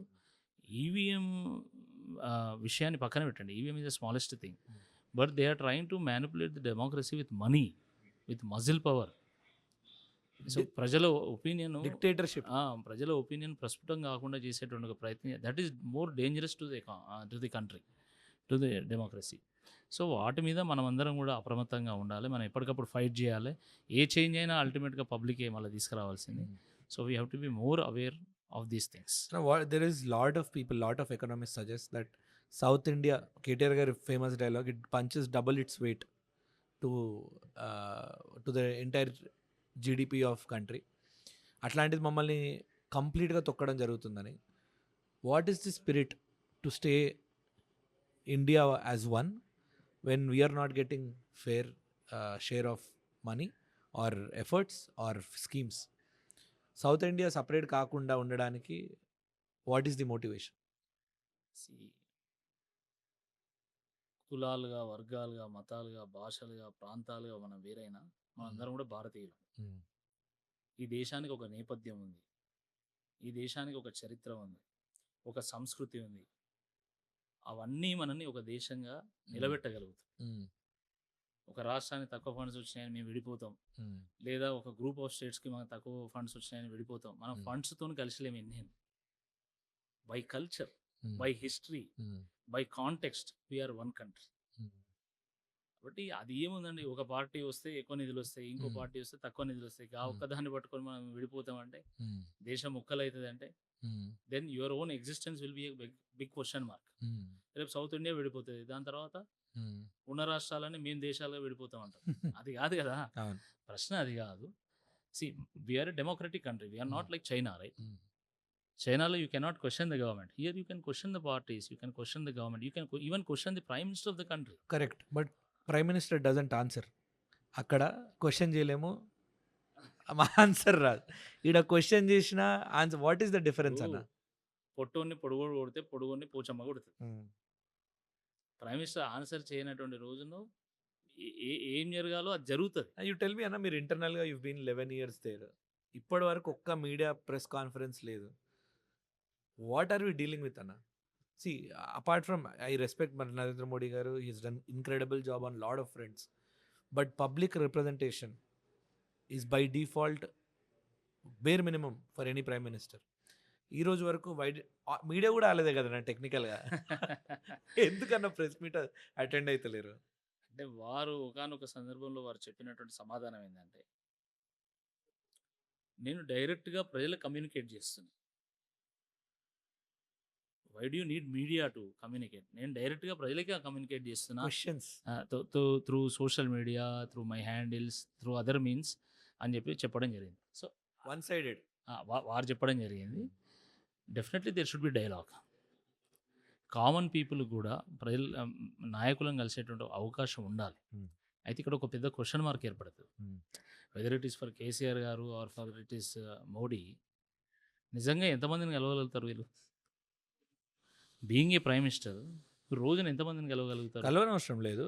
నిజంగా నీ అడ్మినిస్ట్రేషన్ బాగుంటే, నీ మంత్రులు కరెక్ట్గా పనిచేస్తే అసలు ప్రధానమంత్రిని కలవాల్సినటువంటి అవసరమే ఉండదు. ముఖ్యమంత్రి గారిని కలిసేటువంటి అవసరమే ఉండదు. ఇప్పుడు కేసీఆర్ గారు కూడా అదే కదా. కేసీఆర్ గారు ప్రజల్ని గెలవలేదు, అది గెలవలేదు అంటే ఆయన అడ్మినిస్ట్రేషన్ అంత ఎఫెక్టివ్గా ఉండేది. ప్రజల మూడ్ని జడ్జ్ చేయగలిగేవాడు. దానివల్ల అద్భుతమైనటువంటి స్కీమ్స్ రూపొందించాడు. బట్ బట్ అట్లుంటే అట్ ద సేమ్ టైం ఆయన we- కలవలేదు కాబట్టి we ఓడిపోయాడు lost. అనేది Absolutely. యా. సో అది ఉంది. అంటే మేబీ అంటే నువ్వు నేను లేదా మనమిద్దరము ఈ కఫేలో కూర్చొని చాలా మాట్లాడుకోవచ్చు. బట్ ఆఫ్ కోర్స్ ఆన్ ఈ గ్రౌండ్ చైర్లో కూర్చుంటే అట్నే అనిపిస్తుంది. మేబీ ఆ చైర్లో కూర్చున్నప్పుడు హీ డెఫినెట్లీ ఉంటుంది. ప్రయారిటీస్ వేరుంటాయి. వాట్ ఐవ్ హర్డ్ అండ్ ఇంకొకటి, ఇంతకుముందు మీరు అన్నారు BRS is also national party. ఇది యంగ్ స్టార్టప్ అనుకుందాం మనము. యంగ్ స్టార్టప్స్కి ఏ స్టార్టప్ నన్నా మెజర్ చేసేటప్పుడన్నా మనం మెట్రిక్స్ చూస్తాం. But BRS metrics are not really favourable for it startup. Do you think that they took the right decision towards BRS, or do you see any change that is coming in the entire spectrum? అంటే ఒక పార్టీని పెట్టి అనుకున్న ఆశయాన్ని సాధించుకొని అద్భుతమైనటువంటి ఒక ప్రగతి పదాన్ని చూసిన తర్వాత ఈ మోడల్ని నేను దేశవ్యాప్తంగా ఇంప్లిమెంట్ చేయగలను అనేటువంటి ఒక ఆత్మవిశ్వాసంతో వారు జాతీయ పార్టీ పెట్టారు. Maybe today you and me, we both can sit in a room and discuss saying that KCR is a failure in this particular aspect. But ఆయన ఇంటెన్షన్ ఫెయిల్యూర్ అయితే కాదు. Of course not. అంటే ఒక రైతు బంధు లాంటి పథకాన్ని దేశవ్యాప్తంగా implement చేయాలి. That is true. ఎడారి లాంటి ప్రాంతాన్ని ఎట్లయితే పచ్చబడేసిన తెలంగాణలో దేశవ్యాప్తంగా తీసుకురావాలి. గ్రేట్. ఆ ఇంటెన్షన్ మనం తప్పు పట్టకూడదు. ఇంటెన్షన్ తప్పలేదన్న. మేబీ ఆయన స్ట్రెంగ్త్ సరిపోలేదు, ఆయన ఏజ్ సరిపోలేదు, మ్యాన్ పవర్ సరిపోలేదు. అప్పుడున్న మజా ఇప్పుడు ఆ స్పిరిట్ కానీ ఆ ఎనర్జీ కానీ. సో ఈ తరహాలో మనం అర్థం చేసుకుంటే బాగుంటుంది అనేది నా సజెషన్. అన్న ఏదైనా అన్న ఇప్పుడు చాలా స్టేజెస్లో సీఎం గారు there is a lot of difference between other leaders and Revanth. Absolutely. నేను ఆయన తక్కువ చేయాలి అని నేను కాదు. ఇప్పుడు మేము ఏదో అపోజిషన్లో ఉన్నాం కాబట్టి ఖచ్చితంగా బురద వెళ్ళాలి అనేటువంటి ఆలోచనతో నేను చెప్పట్లేదు. మేబీ రేవంత్ రెడ్డి మంచి ఇంటెన్షన్స్తో పరిపాలిస్తే వీళ్ళ స్థాయికి చేరుకుంటాడు కావచ్చు, నేను కాదనట్లే. బట్ ఆయన ఇంటెన్షన్స్ అట్లా లేవు. వాట్ డస్ జెన్యూన్గా ఒక counter intuitive question, Yeah. What should Congress do today, ఈ రోజు నుంచి నెక్స్ట్ 2 ఏళ్ళు 3 ఏళ్ళు ఏం చేస్తే మళ్ళీ పవర్లోకి వస్తుంది? అంటే ఒక ట్రూ ఇంటెన్షన్తో పనిచేయాలి. అసలు ఎప్పుడైనా తెలంగాణకి ఇది ప్రయోజనకరంగా ఉంటుంది, ఈ స్టెప్ తీసుకుంటున్నారు ఈ గవర్నమెంట్ వాళ్ళు అని అనిపించిందా మనకి ఎప్పుడైనా? ఇప్పుడు కేసీఆర్ గారు ఏ స్టెప్ తీసుకున్నా కూడా అది తెలంగాణ ఇంట్రెస్ట్లో తీసుకుంటాడు. ఇప్పుడు ఏదైనా ఒక స్టెప్ ఉందా? ఫర్ ఎగ్జాంపుల్, ముఖ్యమంత్రి కాగానే రేవంత్ రెడ్డి గారు తెలంగాణ రాజముద్ర నుంచి కాకతీయుల కళాతోరణం తీసేస్తా అంటారు, లేకపోతే తెలంగాణ తల్లిని మార్చేస్తా అంటాడు, లేకపోతే చేతిలో బతుకమ్మని తీసేస్తా అంటాడు. అంటే ఒక పరిపాలకుడికి ప్రాంతం పట్ల ప్రేమ ఉండాలి, ఆ ప్రాంత ప్రజల పట్ల అభిమానం ఉండాలి. అది మిస్ అవుతుంది. అది ఉంటే మీద అన్నీ సెట్ అవుతాయి. అవి లేకుండా పక్క రాష్ట్రాల మీద ప్రేమ, పక్క రాష్ట్ర ముఖ్యమంత్రి మీద ప్రేమ ఉంటే ఇట్లనే కాలబడుతుంది. అదే జరిగింది ఇప్పుడు. నీకు ఇప్పుడు వీళ్ళు కొట్లాడి, ఇప్పుడు కేసీఆర్ గారు ఏంటంటే సబ్బండ వర్గాలను ఏకం చేసి సకల జనులతోని సమ్మె చేయించి 36 పార్టీలను ఏకం చేసి ఢిల్లీ మెడలు వంచి తెలంగాణ సాధించాడు. ఆయనకు ఆ ప్రేమ ఉంటది. సావు నోట్లో తలకాయ పెట్టి తెలంగాణ తెచ్చిండు ఆయన. ఆ ప్రేమ ఉంటది. ఈయనేమైపోయింది, ఉద్యమకారుల మీద రైఫిల్ ఎక్కువ పెట్టిండు ఆయన. ఆయన వచ్చి ముఖ్యమంత్రి అయ్యాడు. ఇప్పుడు ఆయనకి ఏం ప్రేమ ఉంటుంది తెలంగాణ మీద? That is the problem. One last question. మీరు బీజేపీలో 11 ఇయర్స్ స్ట్రగుల్ తర్వాత ఆపర్చునిటీ, సెల్ఫ్ రెస్పెక్ట్ దెబ్బతిని బీఆర్ఎస్లోకి వచ్చారు. గాడ్ ఫోర్బిడ్ మీకు అవకాశం రావాలని కోరుకుంటున్నా, మీరు వస్తారు. ఒకవేళ సిమిలర్ ఎలిమెంట్ ఇక్కడ కూడా ఉంటే would you change party again? See, నాలాంటి వాడు పార్టీలు మారొద్దు. ఎందుకంటే ఒక చదువుకున్నటువంటి వ్యక్తిని, ఎంతో కొంత విలువలు ఉన్నటువంటి వాడిని, పార్టీలు మారద్దు. When you observe all of this, one piece of advice that you give to these people, అరే ఇది చెయ్యండి రా ఫర్ నెక్స్ట్ 4-5 years. మీ కార్యకర్తలు కూడా చాలామంది ఉంటారన్న. చాలామంది ఒక చిన్న అవకాశం వస్తే బీఆర్ఎస్లో అంతే, కాంగ్రెస్లో. What should one do to get that opportunity or be in that చట్టసభలు? What is that rule book one should follow? అంటే మన ప్రయాణంలో ప్రకృతి అనేక పరీక్షలు పెడతా ఉంటుంది. ఆ పరీక్షలు నెగ్గుకుంటూ మనం ముందుకెళ్ళాలి. సో నేను చెప్పేది ఏంటంటే, మనకు ఒక బలమైనటువంటి సంకల్పం ఉండి, నిజంగా నిజాయితీ ఉండి, నేను అందరికీ ఇచ్చేటువంటి అడ్వైస్ ఒకటి ఏంటంటే, రాజకీయాల్లో అంటే సత్కారాలే ఉండయి, చీత్కారాలు కూడా ఉంటాయి, తిట్లు బూతులు కూడా పడతాయి, అన్నీ ఉంటాయి. వాటిని తట్టుకొని ఒక బలమైనటువంటి సంకల్పంతో, ఒక ప్రాంతం పట్ల, ప్రజల పట్ల ఒక ప్రేమతోని మనం పనిచేసుకుంటూ పోతా అంటే ప్రకృతి మనకు సహకరిస్తుంది, దైవత్వం మనకు సహకరిస్తుంది. తప్పకుండా మనం గోల్ని మనం రీచ్ కాగలుగుతాం. అయితే ఒక్కటి ఇక్కడ ఏంటంటే, డొక్క ఎండినవాడు, కడుపు మాడినటువంటి వాడు రోడ్డెక్కి పోరాటం చేస్తే ఆ పోరాటంలో నిజాయితీ ఉంటుంది. ఆ తిరుగుబాటుతోనే ఒక ఉద్యమం వస్తుంది. ఆ ఉద్యమంలోనే నువ్వు నాయకుడు అవుతావు. కాబట్టి while the revolution stage we should ride that wave. Yes, and we will definitely become leader. Yes, ఒక సమస్యను ఎంచుకొని ఆ సమస్య మీద రాజీ పడకుండా మనం కొట్లాడగలిగితే 100% ప్రజలే మనం నెత్తిన పెట్టుకొని ఊరేగుతాం. What is your current topic అన్న? What is your first electoral topic? ఇప్పుడైతే నేను ప్రస్తుతం ఈ రాష్ట్రంలో ఉన్నటువంటి నిరుద్యోగ సమస్య మీద నేను కొట్లాడుతూ ఉన్నా. ఈ రాష్ట్రంలో ఉన్నటువంటి ఎడ్యుకేషన్ సిస్టమ్ మీద నేను ఫైట్ చేస్తూ ఉన్నా. నిరుద్యోగ సమస్య మీద అయితే నాకు మంచి అప్రిషియేషన్ వచ్చింది. నేను ఎన్నికల్లో ఓడిపోయి ఉండొచ్చు, that's a different thing. But ఒక గుర్తింపు వచ్చింది నాకు. ఈ ఇష్యూ పట్ల ఒక నిజాయితీగా కొట్లాడేటువంటి ఒక లీడర్ రాకేష్ రెడ్డి అనేది ఒక గుర్తింపు వచ్చింది. You would love to continue? And definitely I would love to continue, and I am damn sure that one day I will taste a success, and that sure day it will be a big success. మజా వస్తుంది అన్న.